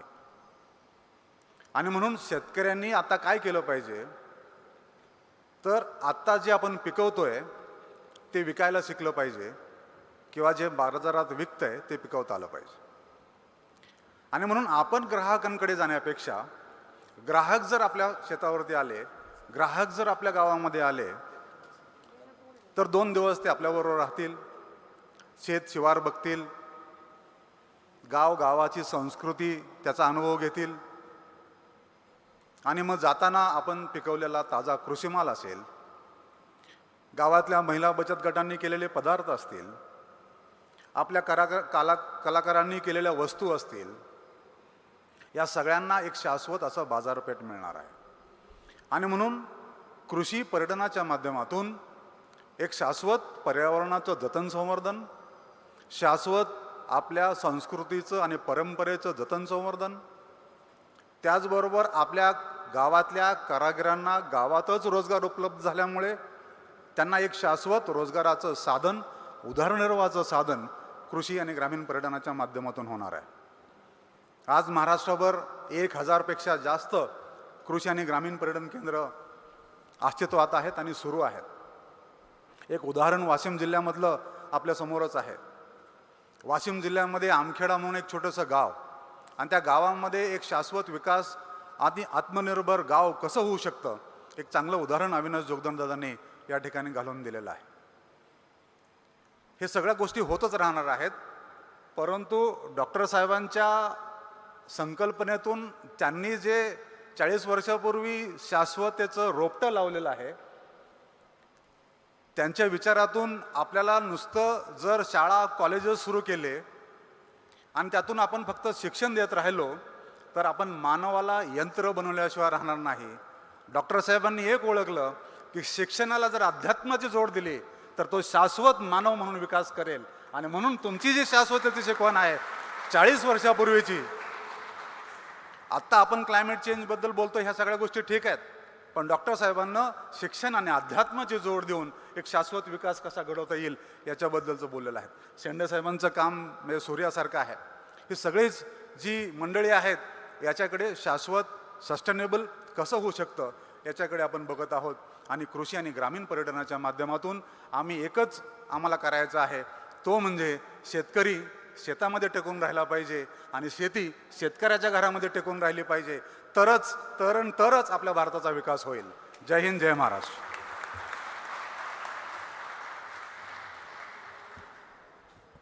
Dhanyawad, sir. Because of your words, I think most of us here have been motivated and have got a very unique insight into the lives into the rural life.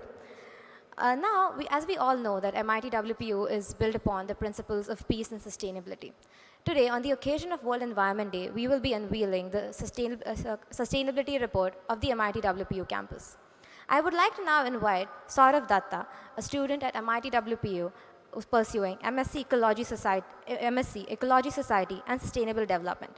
He and his team have coordinated and compiled the MIT-WPU Campus Sustainability Report of the year 2022.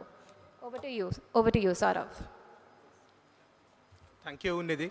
So, the sustainability report is basically a document which we prepared for this institution in terms of listing out the activities which the campus is already doing in terms of the sustainable development goals, in terms of the activities, in terms of our operations into energy, carbon, waste, water, air, and biodiversity which is in and around us. So this is just an effort from the department and the Faculty of Sustainability Studies and the students of Ninox Nature Club to prepare this report for the institution and certainly list out the activities what we are already doing so that we can take much better steps and initiatives towards getting a better future for this university.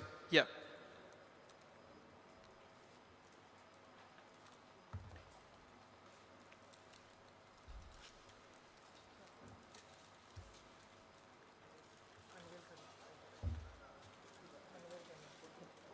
I would now request our guests to please unveil the sustainability report for MIT World Peace 2021-22.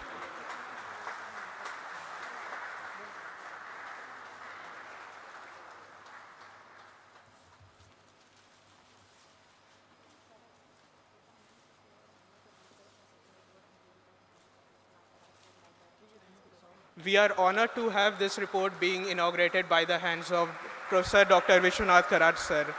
We are really honored. Yeah.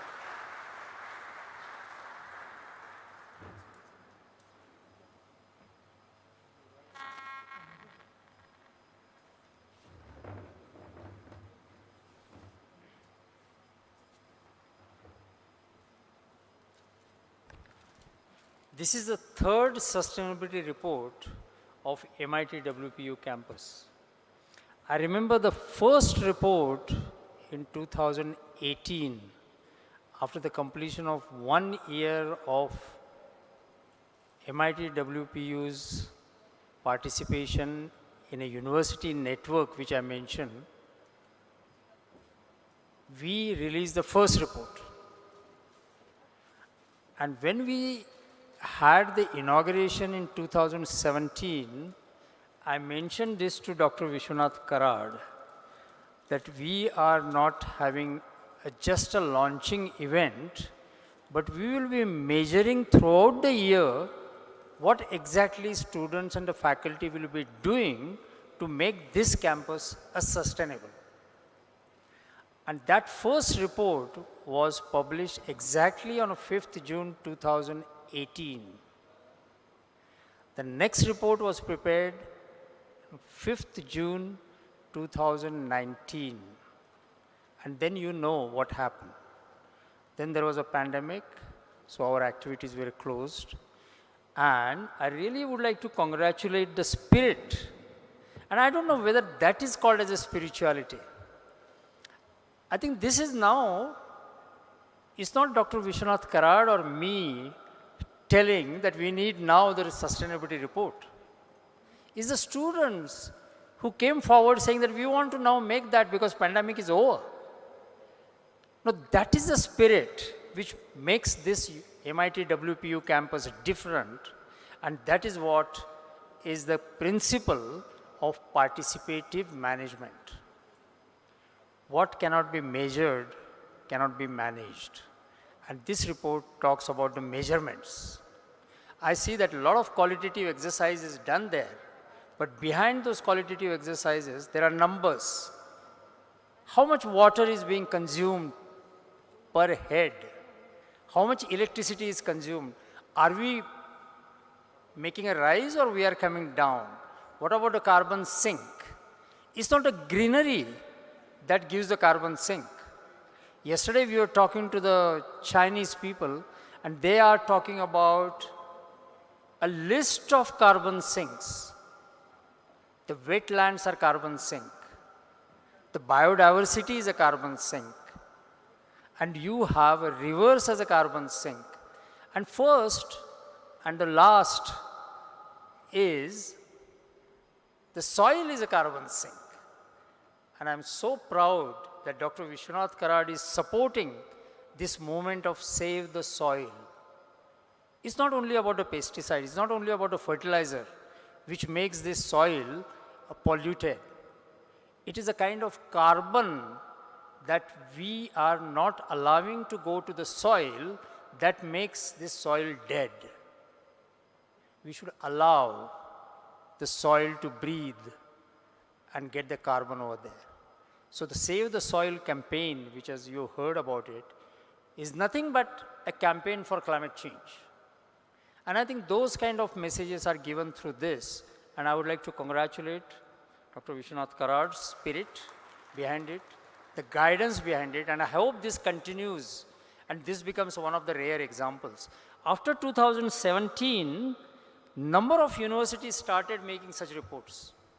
And I have catalogued them, including the universities abroad, including the University of Melbourne in Australia and Oxford. They all started after 2017.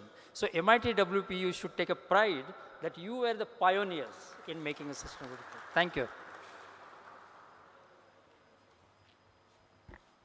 Thank you so much, sir, for your words of appreciation. They really do mean a lot for us. We students at Ninox and FSS have, with the solid support of the faculty, Dr. Vishwanath Karad Sir and the university, worked really hard to come up with the sustainability report. Now, moving on with this event, पुढे जाताना आता मी Shrimati Padmashri Shrimati Rahibai Popere ma'am यांना विनंती करते की त्यांनी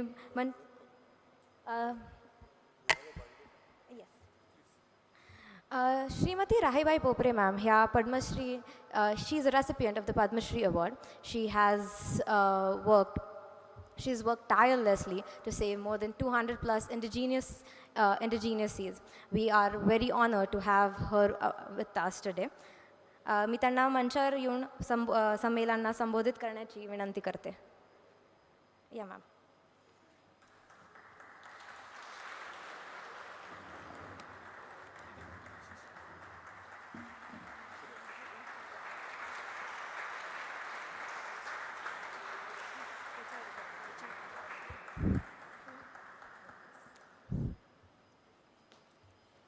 बसलेले मान्यवर आणि बसलेले बंधू आणि भगिनी, तर सगळ्याला आज मग एक नमस्कार म्हणून. आता काल एक वर्धा दिन झाला आणि काल होते हेच कार्यक्रमासाठी सिन्नर तालुक्यामध्ये देवराई म्हणून, कारण ते 2 ठिकाणी काल झाडं लावायचा कार्यक्रम झाला देवराई म्हणून ग्रामपंचायतीच्या मार्फत.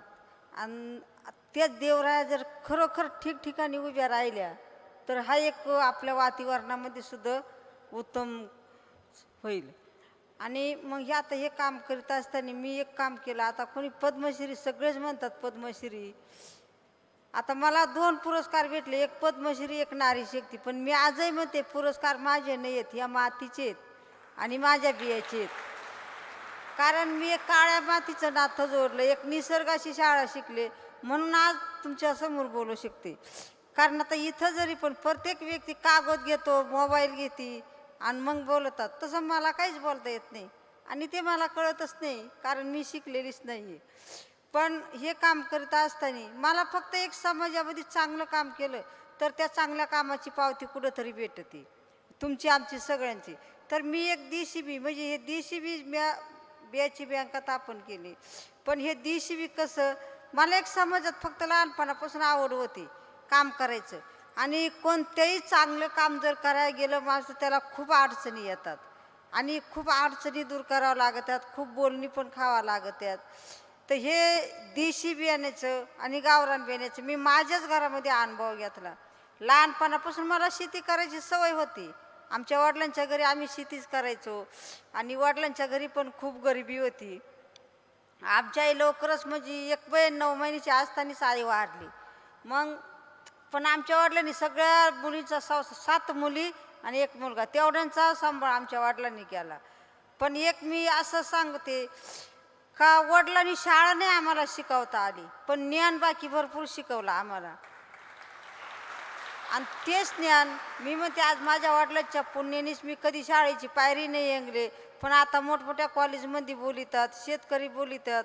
तर हा एक माझी अभिमानाची गोष्ट आहे. आणि हे काम करता असताना प्रत्येक ठिकाणी मी सांगते की हे काम करताना एवढी अडचण आली. काम फक्त बचत गटापासून सुरुवाती झाली.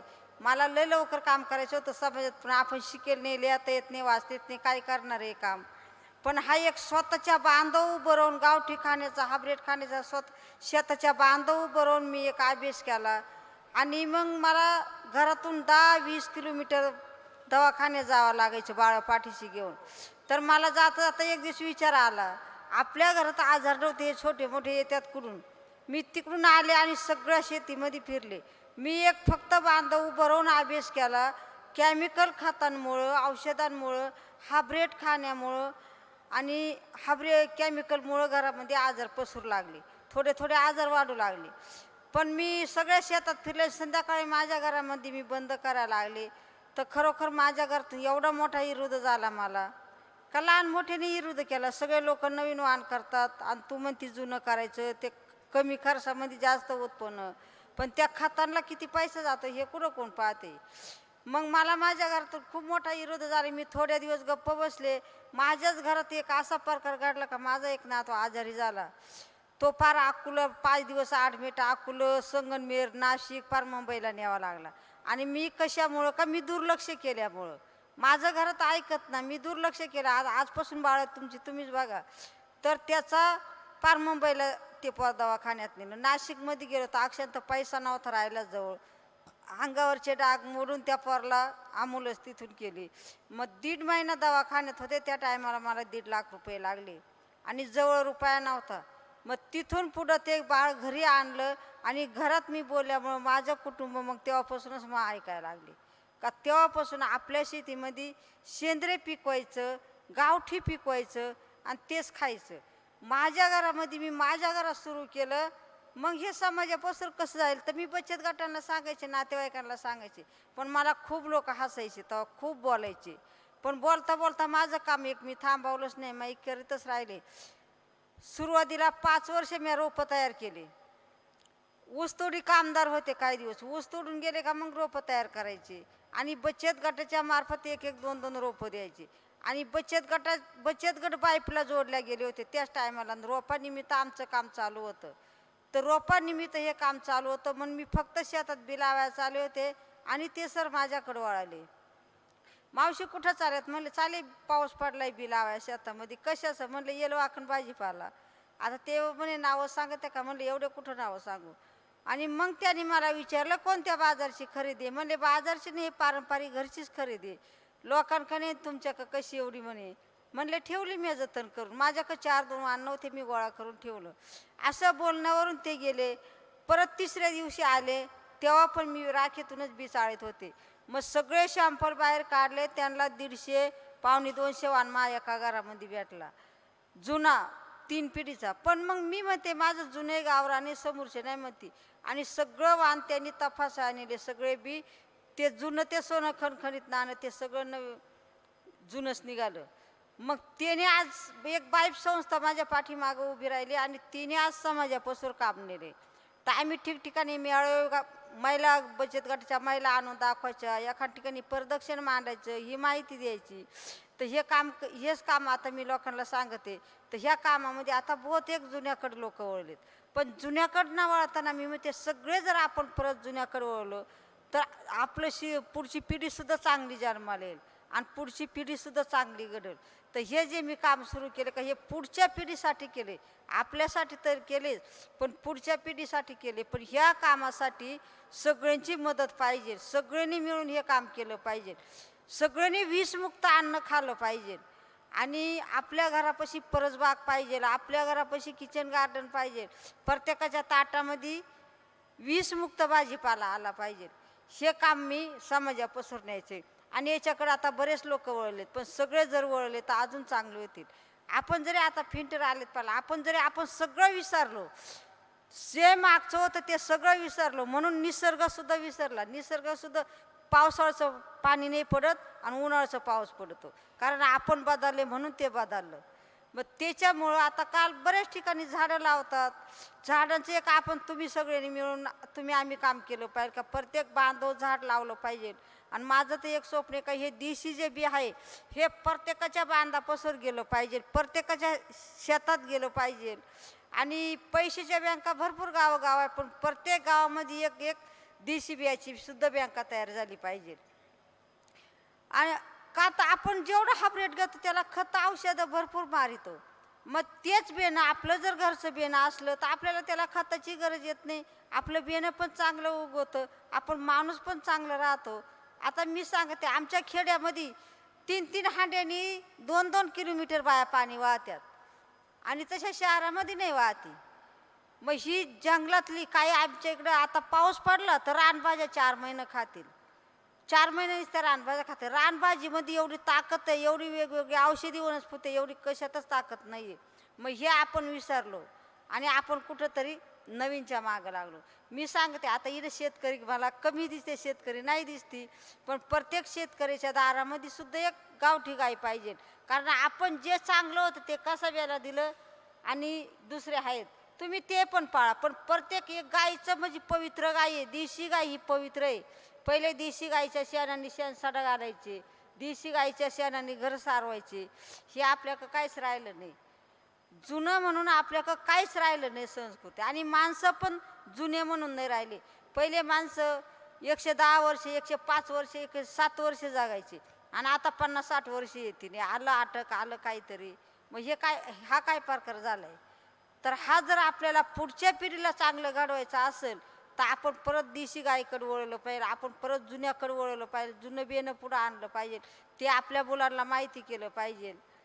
आणि हे काम करत असते. आता मी तर कधी शाळेची पायरी नाही येंगली, पण आज मला मोठमोठ्या कॉलेजवर जावं लागत आहे. मुलं येतात माक बेसागरीची येतात, आजी आम्ही तुमच्याकडे शिकाय आले. मी म्हणते आजीच शिकेल नाही तर तुम्हाला काही शिकवणार आहे. पण मग हे जे मी शिकते हे त्यांना खूप मोलाचं होतं. आम्ही याच्यासाठीच आलो आहे. आणि मग ह्याच एक शेतकऱ्यामध्ये मला चांगलं वाटतं का शेतकऱ्यांनी जर चांगलं पिकवलं तर सगळ्याच्या ताटामध्ये विषमुक्त येईल, अन्न येईल. आणि हे सगळ्यांनी आम्ही केलं पाहिजे. या कामासाठी मला एक माझी तळमळ. आता असे पुरस्कार भरपूर भेटले. मी एक देशी बियाची माझ्या झोपडीमध्ये आधी एक बँका तयार केली आणि त्या बँकेमध्ये आता मला बांधून भेटली, एक मोठी बँका बांधून घेतली. पण आजही समाजाचंच काम चालू आहे त्याच्यामध्ये. आणि बचत गटाच्या मार्फत बाईब संस्थेची आमची एक मदत मागा असून बाईब संस्था अशी का तिला फार डोंगर दऱ्याने फिरून आणि ज्या कर्तृत्ववान महिला आहेत त्या अशा पुढं आणायच्या.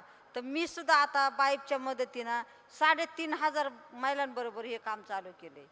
आणि प्रत्येक गावामध्ये 100-200 शेतकरी तयार केलेत. मग प्रत्येकाने जर हे केलं, आपले झाडं जगावली पाहिजे, झाडं राखले पाहिजे, परत लावायची सुरुवात केली पाहिजे. तर हे काम माझं एकटीचं नाही आहे. मी म्हणते प्रत्येक गावात अशी एक रायबाई तयार झाली पाहिजे, प्रत्येक गावात एक देशी बियाची बँका तयार झाली पाहिजे. पैशाच्या बँका भरपूर आहेत, पण देशी बियाची सुद्धा बँका तयार झाली पाहिजे.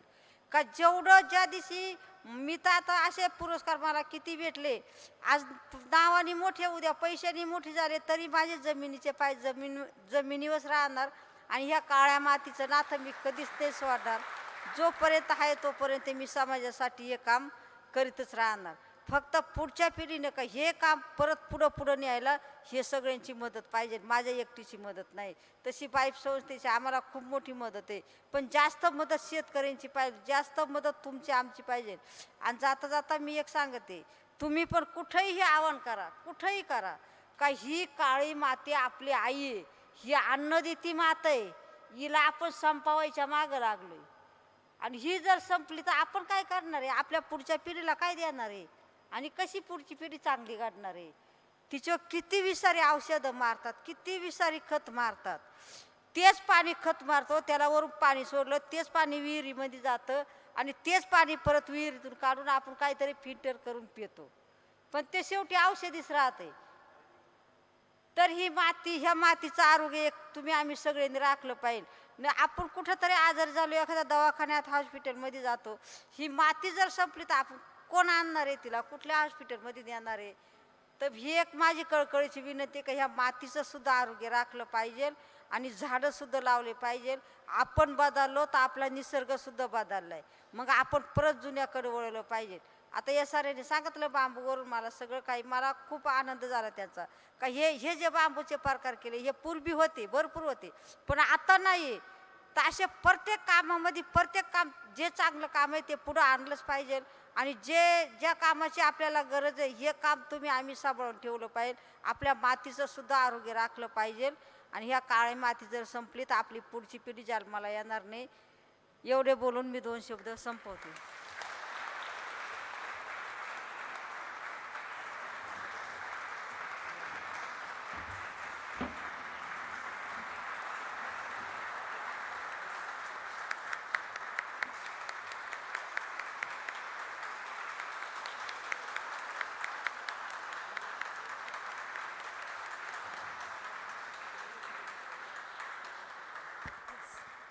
धन्यवाद मॅम. तुमच्या शब्दांनी आम्हाला प्रेरणा मिळतेच, पण तुमच्या कामाने आम्हाला जास्त कळून येतं की या धरतीला वाचवायचं काम फक्त आमच्या एकट्याचं नाही, तर हे सगळ्यांचंच आहे. तुम्हाला आणि तुमच्या कामाला आमचा मानाचा मुजरा आणि सलाम. धन्यवाद. As you might have noticed, as all of you might have noticed that we have as you might have noticed की आम्ही जेव्हा यांचे आमच्या डिग्नेटरींचे सत्कार केले तेव्हा आम्ही सरस्वती माता यांचा एक फोटो दिला. याच्या मागचं कारण म्हणजे असं तर doctor Vishwanath Karad sir has build up a Saraswati temple on the banks of river Saraswati. हे जे टेम्पल जेव्हा कन्स्ट्रक्ट झालं होतं this has been made in the record time of 52 days and this was made under adverse conditions. -3 degreesच्या टेम्परेचर्समध्ये हे temple construct करण्यात आलं होतं. ही महर्षी व्यास यांची जी गुंफा आहे त्या जागेवर जिथे पांडवांनी स्वर्गवास घेतला तिकडे हे टेम्पल बांधलं गेलं होतं.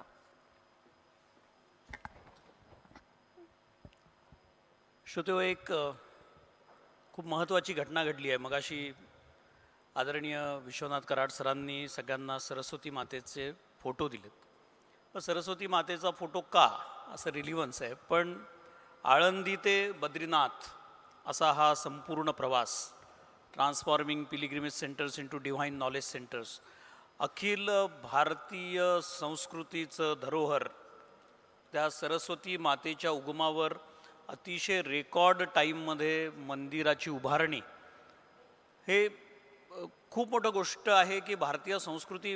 विजय भटकर सर कराड सरांसोबत होते आणि त्यांनी सांगितलं होतं की या सगळ्या भारतीय संस्कृतीचं पुनरुत्थान या सरस्वती मंदिराच्या माध्यमातून, सरस्वतीच्या उगमस्थानामधनं होणार आहे. त्याची एक छोटीशी फिल्म आपण या ठिकाणी बघणार आहोत. सीइंग इज बिलिव्हिंग म्हणतात. तुम्हाला बघितल्यानंतर खास करून माझ्या सगळ्या सरपंच मित्रांना आणि भगिनींना मला सांगायचं आहे की हे एकमेवा द्वितीय असं कार्य सर म्हणतात नेहमी की मी केलं नाही, मी ते घडवून घेतलं, ही माऊलींची कृपा आहे, पण त्याचं प्रेरणास्त्रोत हे आदरणीय विश्वनाथ कराड सर आहेत. आपण ती फिल्म या ठिकाणी बघू.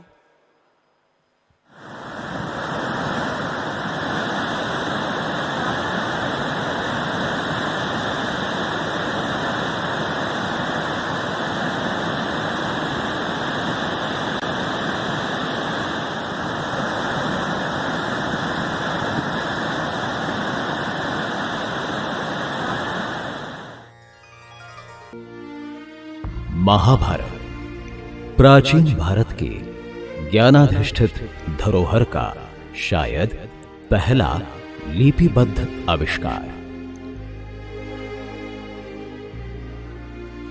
शतकों से चली आ रही मौखिक ज्ञान की परंपरा से उभरकर लिखित रूप से ज्ञान बटोरने का शायद ये पहला प्रयास। इसी महाकाव्य के माध्यम से इसके रचयिता महर्षि वेदव्यास तथा उनके लेखनिक बुद्धि देवता श्री गणेश जी द्वारा किया गया।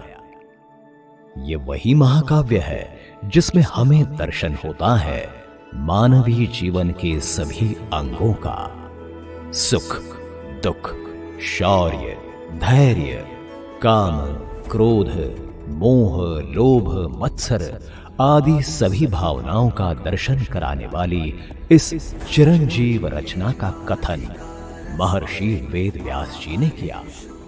ज्ञान की देवी और जीवनदायिनी माता सरस्वती नदी के उद्गम स्थल पर परम पवित्र श्री बद्रीनाथ धाम के निकट केशव प्रयाग के पवित्र स्थान पर भूमाता के गर्भ से निकलकर एक प्रपात के रूप में उछलती, कूदती और बल खाती सरस्वती नदी अपने उद्गम स्थान से कुछ ही दूर चलकर लुप्त हो जाती हैं। इसी मनोहारी स्थान पर महर्षि वेदव्यास ने जय नामक इतिहास अर्थात महाभारत तथा अन्य 16 पुराणों का निर्माण किया। महाभारत भारत के समृद्ध और संपन्न ज्ञान परंपरा का प्रतीक है।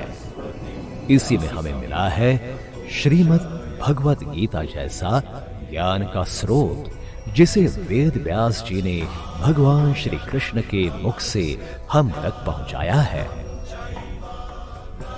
आश्चर्य की बात तो यह है कि सरस्वती नदी के इस पवित्र उद्गम स्थल पर ज्ञान की देवी श्री सरस्वती को समर्पित कोई मंदिर नहीं था। यही नहीं बल्कि पूरे भारत देश में भी माता सरस्वती को समर्पित बहुत कम मंदिर है। ऐसी परिस्थिति में सन 2009 में भारत के एक अत्यंत आदरणीय शिक्षाविद प्राध्यापक डॉक्टर विश्वनाथ दा कराड़ तथा विश्व विख्यात संगणक वैज्ञानिक पद्म भूषण डॉक्टर विजय भटकर माणा गांव उत्तराखंड स्थित केशव प्रयाग में सरस्वती नदी के उद्गम का दर्शन करने गए।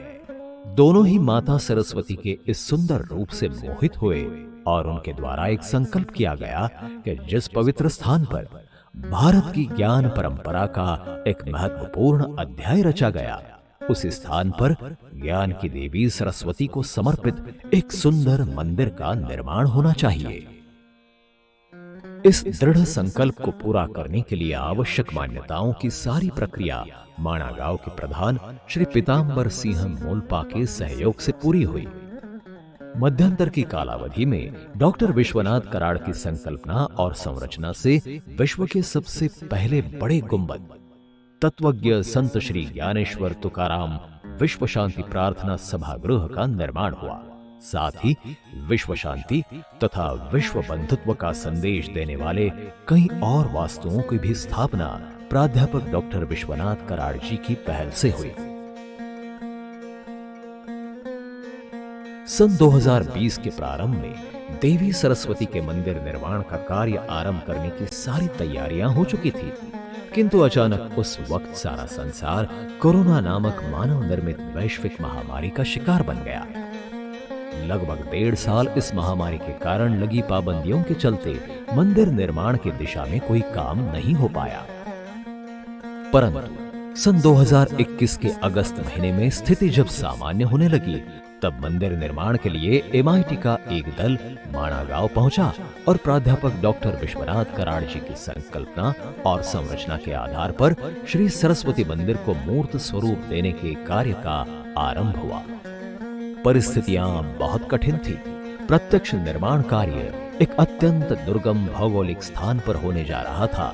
ऊंचे पहाड़, फिसलती चट्टानें, तेज बारिश, कड़ाके की ठंड, असमतल जमीन, ऐसी स्थिति में लगातार काम करते हुए केवल 63 दिनों के अवकाश में इस सुंदर श्री सरस्वती ज्ञान विज्ञान मंदिर का कार्य पूरा हो गया।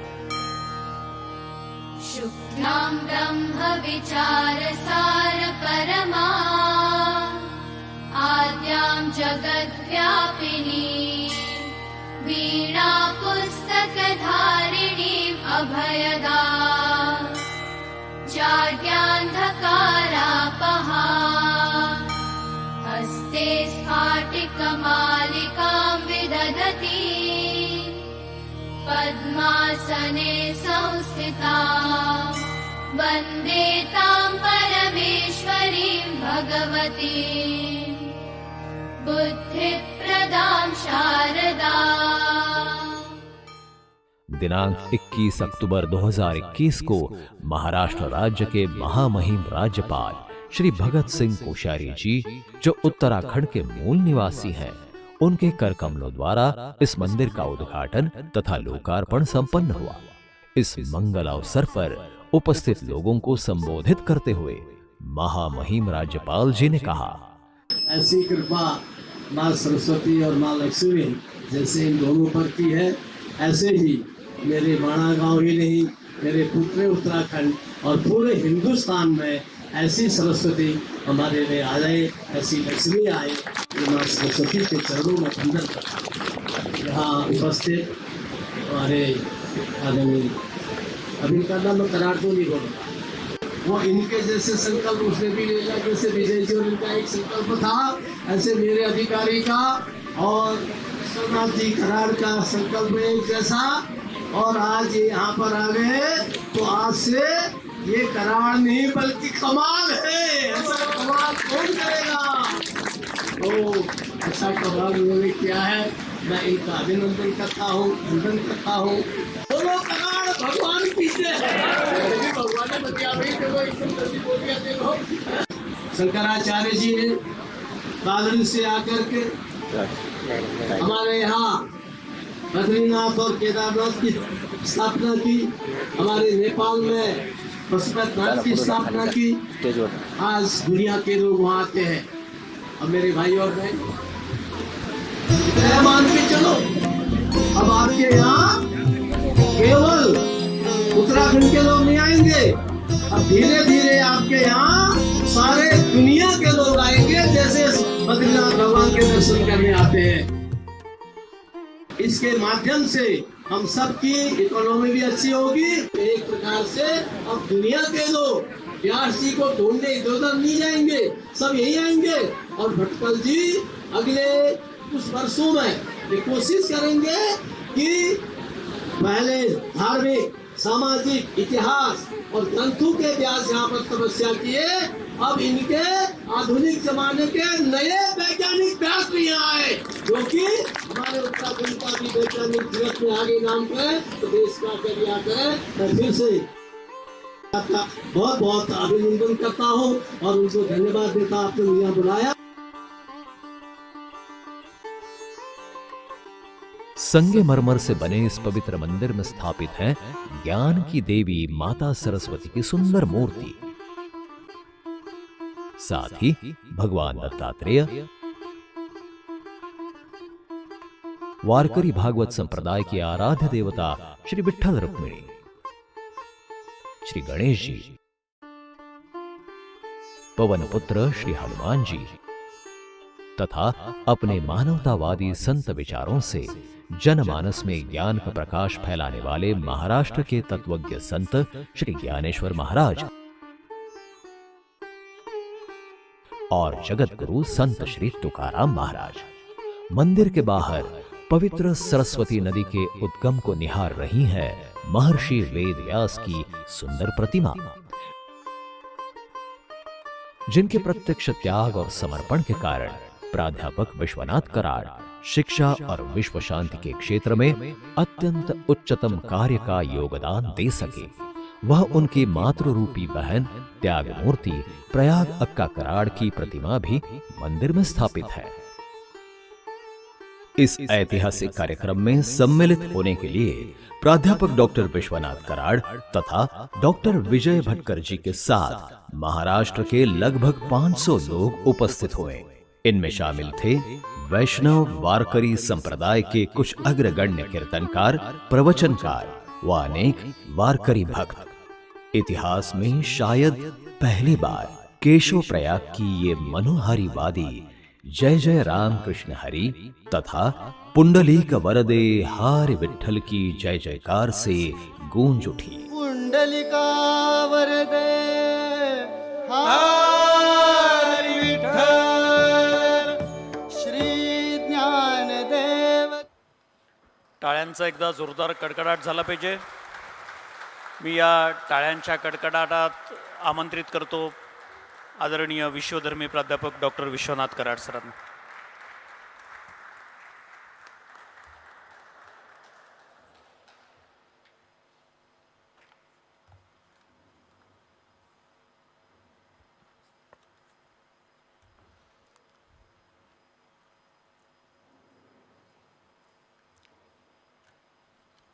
मित्रो,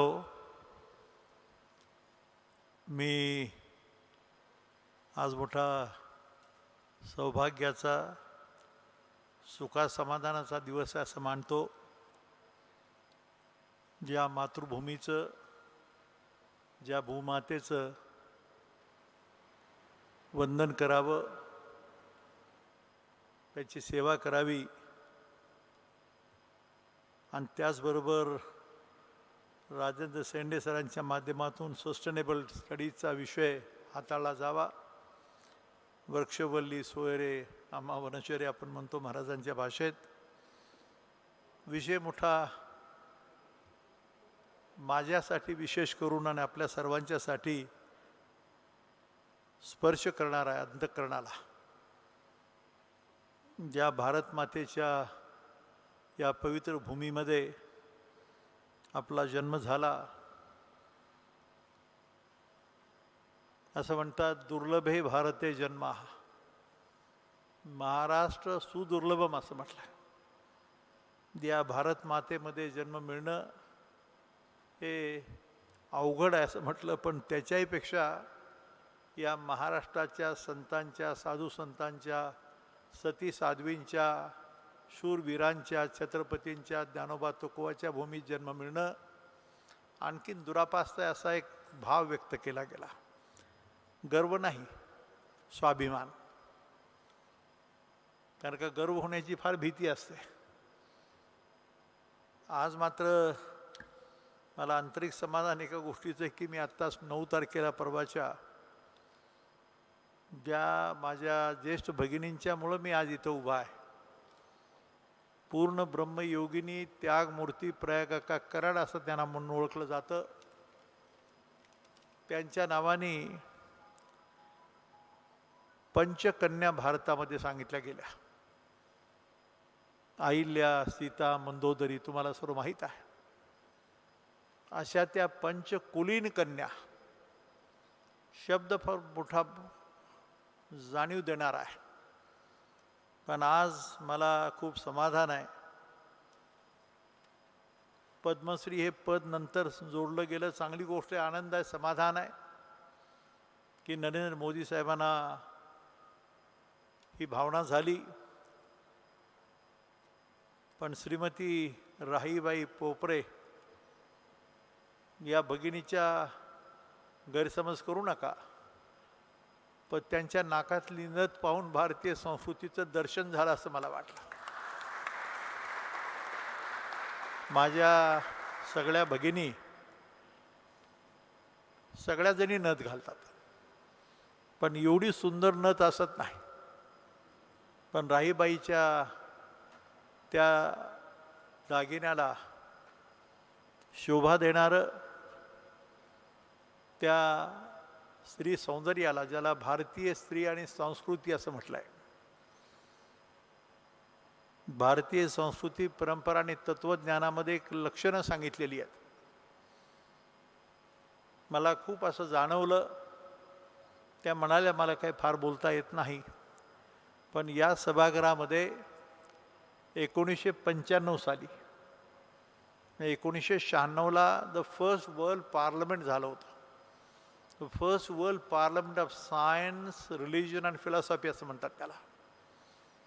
वेळा प्रयत्न होता. मला इंजिनियर व्हायचंच नव्हतं, मला कलेक्टर व्हायचं होतं, पण झालो इंजिनियर, प्रोफेसर झालो.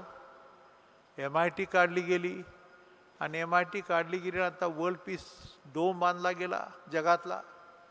काय काय घडलं मी सांगत नाही, मी करता नाही, मी केलं असं कधी वाटतच नाही कोणती गोष्ट. आत्ता तुम्हाला कौतुकाने आमच्या मिलिंद पांडे आणि आमचे वाईस चान्सलर यांनी एक छोटी फिल्म दाखवली. मलाच असं वाटलं की या ठिकाणी तुमच्यापैकी आता सर्व सन्मानाच्या लोकांना तर दिलंच, परंतु ज्या सरस्वती मातेचं एक छोटी प्रतिमा देण्यात आली. योगायोगाने माहीत नाही ती कथा लांब लचक आहे, पण माझ्या आईचं नाव सरस्वती होतं, पण मला चेहरा आठवत नाही, कारण का त्या गेल्या तेव्हा माझं वय 3-4 वर्षाचं होतं. आणि माझ्या ज्येष्ठ भगिनी त्यागमूर्ती प्रयागका कराड या 19 वर्षाच्या होत्या. आईचं असं अचानक निधन झालं. तुम्हाला माहीत आहे की मला तर त्यांचा चेहरा आठवत नाही, आमच्या भावांना धाकट्या आठवत नाही. 3 बहिणी आणि 3 भाऊ आणि अक्का. खेड्यात पद्धती असते, जेव्हा चितेवर चढवलं जातं आणि दुसऱ्या दिवशी राख सावडायची असते, रक्षा विसर्जन असतं, आणि त्यावेळेला ते पिंडदान केलं जातं आणि ते पिंड तिथं ठेवले जातात. आणि कावळ्याने तो पिंड शिवला तर आत्मा मुक्त झाला, अशी एक कल्पना हिंदू संस्कृतीमध्ये आहे. त्याचं शास्त्रीय विश्लेषण करण्याची गरज नाही, कारण का मी विद्यार्थी सायन्सचा असलो तरी माझा काही गोष्टीवर विश्वास आहे. जसं आमच्या जीवनामध्ये जे काही घटना घडल्या किंवा आता आमच्या भगिनी राहीबाईंच्या जीवनामध्ये पोपरे साहेब, आमचे दुसरे मित्र करपे यांच्या जीवनामध्ये या ज्या घटना घडल्या ह्या काही त्यांनी ठरवून घडलेल्या नाहीत. त्यांनाही कधी काळी माहीत नसेल की असं आपल्या जीवनात घडू शकतं आणि असं आपण काही करू शकतो. चायनातल्या बांबूची शेती पाहून त्याचं अनुकरण करून इतकं सुंदर कार्य करू शकतो असं कधी त्यांना वाटलं होतं का? नाही. मला वाटलं होतं का की मी इंजिनियर होईन? मला तर काहीच कळत नव्हतं. मला चौथीला मीच, 5वी मीच, मॅट्रिक मीच, गावातला कोणीच नाही. आणि फौजदार व्हायचं स्वप्न होतं. पण अक्का तिथं बसलेले आहेत. खेड्यातल्या स्त्रिया अगदी रडतायत. सगळं कसं वातावरण असतं तुम्हाला माहीत आहे त्या जुन्या काळामध्ये. आणि जेव्हा कावळं 20-25 बसलेत वर लिंबाच्या झाडावर, पण एकही कावळा खाली उतरायला तयार नाही. पिंड काही शिवला जात नाही. वडील उठले, आजी उठली, नातेवाईक उठले, सर्वांनी जाऊन नमस्कार केला. बाई काळजी करू नको, आम्ही तुझ्या लेकरांची काळजी घेऊ, तू आनंदाने जाऊ शकते, तुझा आत्मा मुक्त व्हावा अशी कल्पना. तास 1.5 तास होऊन गेलं पण काही घडत नाही असं म्हटल्यानंतर अक्का म्हणजे फार मोठं वेगळं व्यक्तिमत्व आहे. 100 किलोचं पोतं सहजच उचलायचं अशी एक शक्तिमान, अत्यंत जबरदस्त असं वेगळं व्यक्तिमत्व. अचानक उठल्या, रडत बसल्या होत्या, उठल्या, पुढे गेल्या आणि त्या चितेचं भस्म घेतलं. माफ करा, मी जरा भाविक मनुष्य आहे. भस्म घेतलं, पहिलं कपाळाचं कुंकू पुसून टाकलं. नवरा समोर आहे आणि कपाळाचं कुंकू पुसून टाकलं. पुन्हा बसल्या आणि चितेचं भस्म घेतलं आणि अंगाला फासलं. उभ्या राहिल्या आणि त्यांचे मिस्टर जे होते, नवरा, त्याला बोलवून घेतलं. म्हणे, बाबा मी आजपासून संन्यासी झाले. विश्वनाथ आणि माझे भाऊ हाच माझा संसार आणि संत ज्ञानेश्वर महाराज आणि तुकाराम महाराज, पंढरीचा पांडुरंग हेच माझं अधिष्ठान. तू माझ्या वडिलाच्या दारात येऊ नकोस, तू दुसरं लग्न कर. ही जमीन, जायदाद, पैसा सगळं तुला, मला त्यातलं काहीही नको. पुन्हा माझ्या बापाच्या वडिलाच्या दारात येऊ नकोस. आणि म्हटल्याबरोबर कावळा शिवला. हा काही चमत्काराचा भाग म्हणून मी तुमच्यासमोर निवेदन केलं नाही. पण त्याच प्रयागामुळं आत्ता जे तुम्ही बद्रीनाथचा प्रवास पाहिला, आळंदी देहूचे घाट पाहिले असतील, गरुड स्तंभ पाहिला असेल आळंदीमध्ये, राम मंदिर पाहिलं असेल, हे राम मंदिराचा नमुना आहे. राम रहीम सेतू, तथागत गौतम बुद्ध विहार, राम मंदिर, किती सांगू तुम्हाला. आणि MIT सारख्या 5 युनिव्हर्सिटीज ज्याचा मी चान्सलर आहे. विजय भटकर सारखा नालंदा विद्यापीठाचा प्रमुख चान्सलर, जागतिक कीर्तीचा शास्त्रज्ञ, माझ्या भावासारखा मित्र आहे. आणि त्याच्यामधून हे सर्व कार्य चालू आहे. आणि विचार करा की चायनाची बॉर्डर, नरनारायण पर्वताच्या कुशीमध्ये, केशवप्रयागच्या त्या धुनीमध्ये, बद्रीनारायण विष्णूचं सुंदर स्वरूप या बद्रीनाथ केदारनाथमध्ये आहे, शिवाचं ते, त्या ठिकाणी जाऊन 12 वर्षानंतर अवघ्या 63 दिवसामध्ये हे छोटंसं सरस्वती मंदिर उभं राहावं. पहिलं भारतातलं सरस्वतीच्या नावचं. त्याचं स्वरूप पहा. आतमध्ये त्या सरस्वतीची मूर्ती पहा, विठ्ठल रुक्मिणीचं रूप बघा, गुरुदत्ताची मूर्ती पहा, गणेश असो, दत्त असो, आणि वेदव्यास, वेदमुनी, महर्षी वेदव्यास, ज्ञानाचं सर्वोच्च बिंदू ज्याला म्हणतात, आणि हे उभं राहतं 12 वर्षानंतर. आणि त्याची पूजा होते. आणि कोश्यारी साहेब माझे काही नातेवाईक नाहीत, मला पहिल्यांदा भेटले. ते मानागावचे, उत्तराखंडचे आहेत, तिथले पूर्वीचे मुख्यमंत्री आहेत, आपले गव्हर्नर आहेत. पण हे काही संबंध नसताना त्याने माझी जी स्तुती केली 2 शब्दामध्ये, हे कशाचं द्योतक आहे? काय कारण आहे? काय देणं घेणं आहे? तसं किंबहुना एकच सांगतो की तुम्ही जे कार्य करतात, समोरच्या मंडळींनी ज्यांनी काही कार्य केलं त्यांचा सन्मान या संत ज्ञानेश्वर सभागृहामध्ये होणं हा नियतीचा संकेत आहे. आमच्या ताईंचं जीवन, तुम्हा दोघांचं कार्य, इतरांचंही कार्य फार बोलकं आहे असं मला वाटतं. हे सभागृह 1996 सालची गोष्ट आहे. इथं पहिला सन्मान अमेरिकेचे डॉक्टर हब्बास, मनुष्य अमेरिकन आहे, परंतु ज्ञानेश्वरीचा सर्वात जगातला मोठा अभ्यासक म्हणून त्याचा पहिला सत्कार इथं झाला होता. आणि त्या सभागृहामध्ये आज आमच्या भगिनीचा सत्कार होतो आहे. राहीबाई, याला एक वेगळं अधिष्ठान आहे. हे सभागृह म्हणजे नुसता शोभेची वस्तू नाही, या सभागृहाला एक वेगळं पावित्र्य आहे. संत ज्ञानेश्वर तुकाराम टू आईन्स्टाईन असा प्रवास आहे फार मोठा.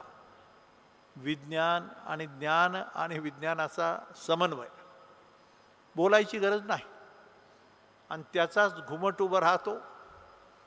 आणि त्या घुमटाचा संदेश अध्यात्मावर आधारित वैज्ञानिक प्रयोगशाळा. नीट शब्द ऐका. हे कसं निर्माण होतं आहे? आर्किटेक्ट नाही, प्लॅनर नाही, डिझायनर नाही, कॉम्प्युटर नाही, क्रेन वापरली नाही, आणि झालं वा. पैसे आले कुठून? मी काय सम्राट आहे? मी काय असं अब्जाधीश कोणी? काही याच्यातलं नसताना सुद्धा ईश्वराची इच्छा आहे. तसं या सर्व सन्मानार्थींचं मी धन्यवाद देतो त्यांना. विशेष करून राहीबाईंना मी मुद्दाम सांगेन की तुम्ही आज जे बोलला या ठिकाणी ते 10 PhDच्या पेक्षा उंचीचं, लक्षात ठेवा. हे मी स्तुती करत नाही, माझी पहिली भेट आहे त्यांची. परंतु ये हृदयीचे ते हृदयी घातले. मनामध्ये सद्भाव असावा, नम्रता असावी. नम्र झाला भूता त्याने कोंडिले अनंत असं म्हटलं आहे. सत्य संकल्पाचा दाता नारायण. हे जे बसलेत नाही तर तिघही जीवनामध्ये संकल्प सत्य निर्मळ आहे ना. Purity of mind, purity of thought and purity of action अशी भाषा आहे आपल्याकडे. ते जर सरळ असेल, सद्मार्गी असेल, निगर्वी असेल तर त्याच्यातून काय निष्पन्न होतं आणि उभं राहू शकतं याची ही उदाहरणं आहेत. आणि हीच फार कमी आहेत. पण जे असं सुंदर असतं ते तसं पाहिलं तर कसं असतं ते तुम्हाला कळतं आहे. पण मी एवढंच म्हणेन की आज शेंडे सर तुम्हाला धन्यवाद देतो. खरं म्हणजे शेंडे सर, आमचे बाकीचे मित्र असतील, समोर काही आहेत, रत्नदीप कुलकर्णी असेल, थोरवे असेल, या सर्वांनी म्हणून हा जो छोटा समारंभ केला त्याच्यामध्ये एक फार मोठं वेगळं पावित्र्य असं मला वाटलं. ज्यांचा बहुमान केला, ज्यांचा सन्मान केला, ज्यांना आपण अभिवादन करतो आहोत, ते एक चांगलं सुंदर असं उदाहरण आहे या ज्ञानेश्वर सभागृहाला शोभा देणारं. खूप लांबलचक बोलण्यासारखा विषय, जन्मभर हेच कार्य केलं. अयोध्येपासून जगातल्या सर्व गोष्टीपर्यंत आता ज्ञान पंढरपूर, सत्य ज्ञानानंत गगनाचे प्रावरण, नाही रूप गुण वर्ण जेथे, तो हारे श्रीहरी, पाहिला डोळे भरी पाहता पाहणे दुरी सारून या. ज्ञान देव म्हणे ज्योतीची निज ज्योती, आणि ते हे मूर्ती उभी विटेवरी. वर्णन केलं माऊलींनी पंढरीचं, पांडुरंगाचं. खरंच वाचून बघा, फार अप्रतिम आहे. किंवा जगद्गुरू आमचे सांगतात, पाषाण देव, पाषाण पायरी आणि पूजा एकावरी पाय ठेवी. शेत एकच आहे. दगडाची खाण सापडली, दगड काढले, सुंदर दगड निवडला आणि त्याची मूर्ती केली देवाची, आणि त्याचीच पायरी. एकावर उभं राहतोस आणि दुसऱ्याची पूजा करतो. भेद जाणून तर घे.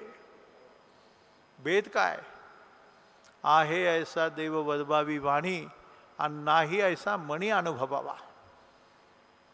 देह आणि बुद्धी आत्मा आणि मन देहन बुद्धीचे चोचले चालले.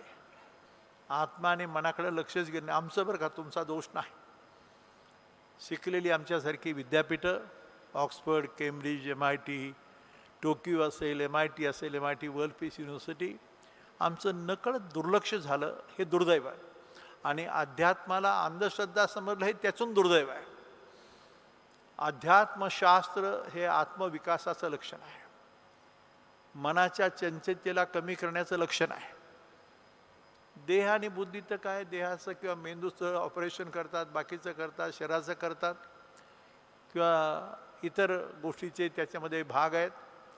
पण मित्र हो, तुम्हाला सांगतो की आजचं हे जे छोटा समारंभ झाला, शेंडे सर पुन्हा धन्यवाद देतो. खरं म्हणजे तुमच्यामुळं मगाशी मला इथं येण्याची आज्ञा झाली.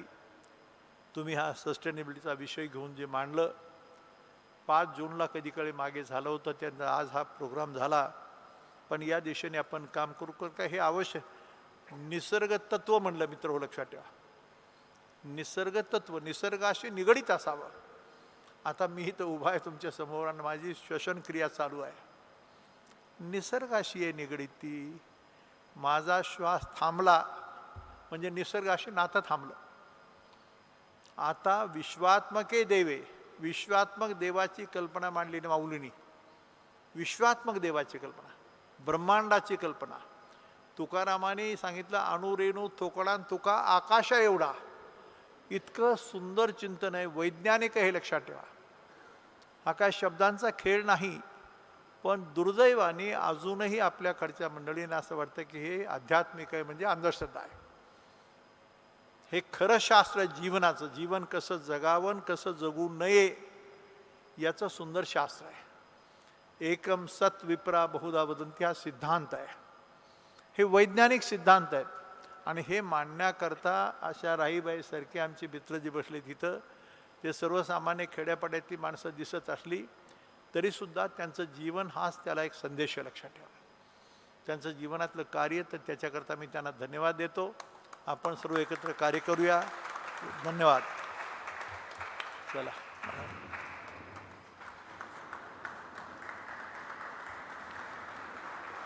सांगायला हरकत नाही, पाय वाकडा नाही पडला, पाय लांब पडायला गेला आणि म्हणून फ्रॅक्चर झालंय, म्हणून जरा माफ करा.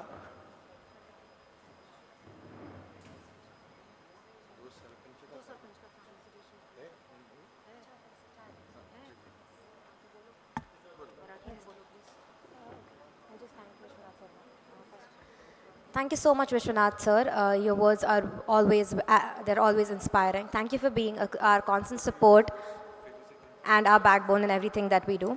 As always, your words leave us awestruck. And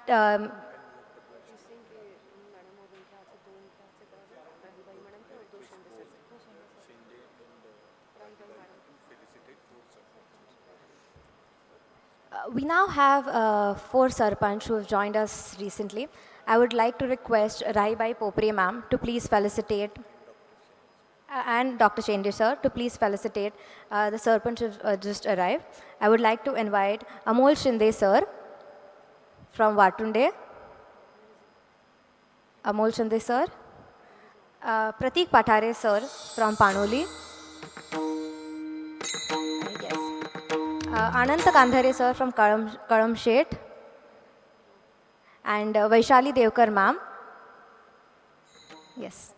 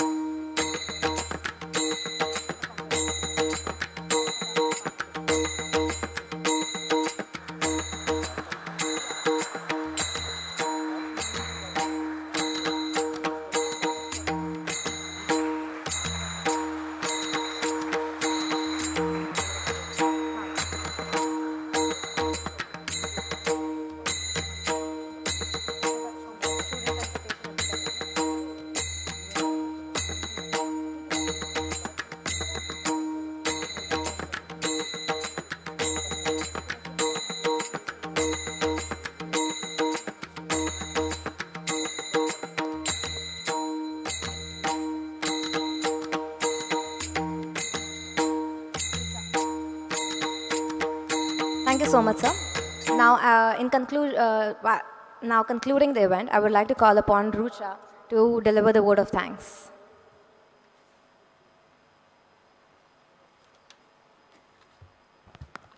good evening everyone. मैं हिंदी का ही सहारा लूँगी क्योंकि ये एक बीच की भाषा है। अंग्रेजी और मराठी को छोड़ते हुए मराठी मेरी भाषा नहीं है, माफ़ कीजिएगा। तो मैं हिंदी का सहारा लेते हुए मैं बहुत ही शुक्रगुजार हूँ आप सबकी, डायस पर बैठे विशिष्ट गणों की, जो कि हमारे मेंटर हैं, हमारे फाउंडर प्रेसिडेंट हैं श्री कराद सर,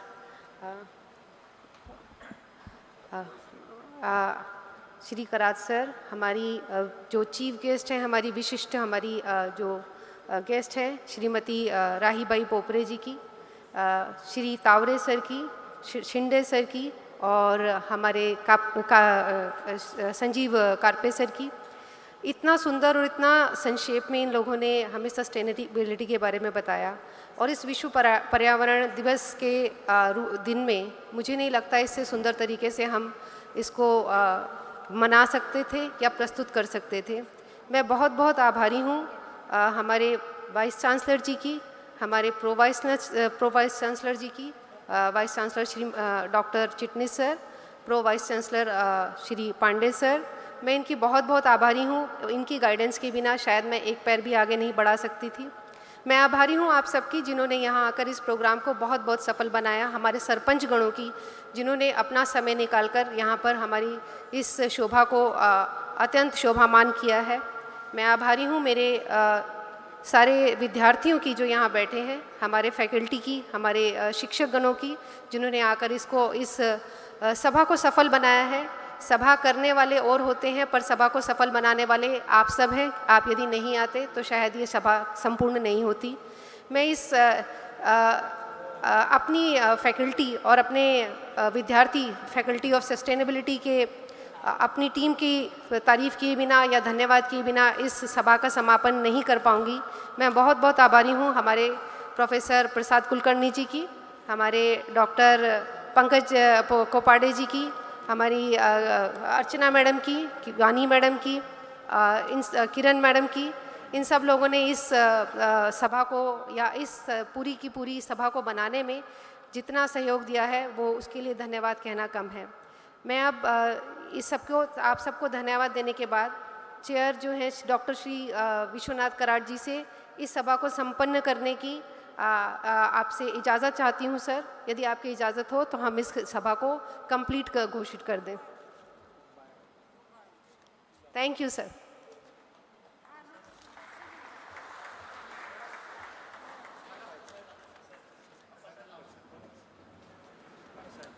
डिनर या प्लीज प्लीज पसायदान आप बोलिए। We have arranged a dinner after this. So we will conclude the event with Pasaidan. So I request all of you to please join hands and stand. Technical team, please play Pasaidan.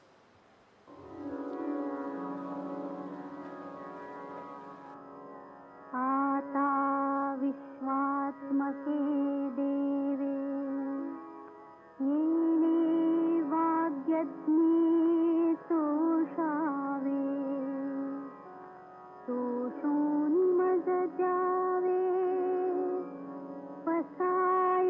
पसायदान जे खळांती व्यंकटी सांडो तया सत्कर्मी रतिवाढ भूता परस्परे पडो मैत्र जीवांचे दुरिताचे तिमिरदा विश्वस्वधर्म सूर्ये पाहो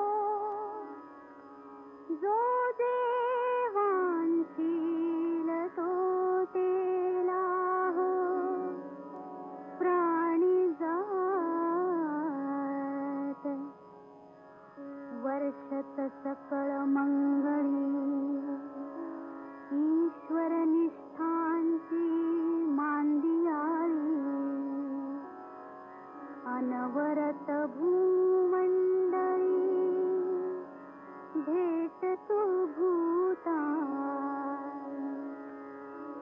मला कल्पतरूंचे आरव चेतना चिंतामणीचे गाव बोलते जे अर्णव पियुषाचे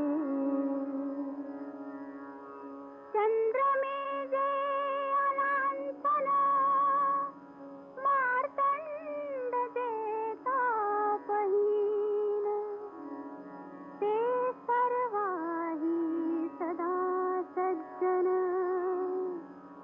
सोय रे हो तू किंबहुना सर्व सुखी पूर्ण होनिसिही लोकी भजिजो आदि पुरुषी अखंडित आणि ग्रंथोपजीविये विशेषी लोकीये दृष्टादृष्ट विजये हो आवे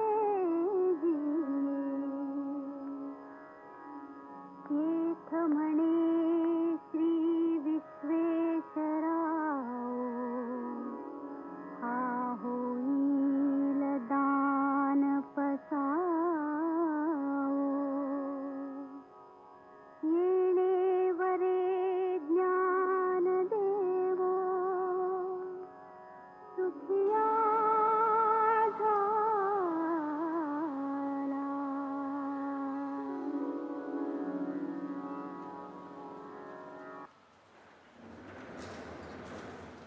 Thank you everyone. We have arranged dinner for everyone at Chandralok Garden, so please join us there.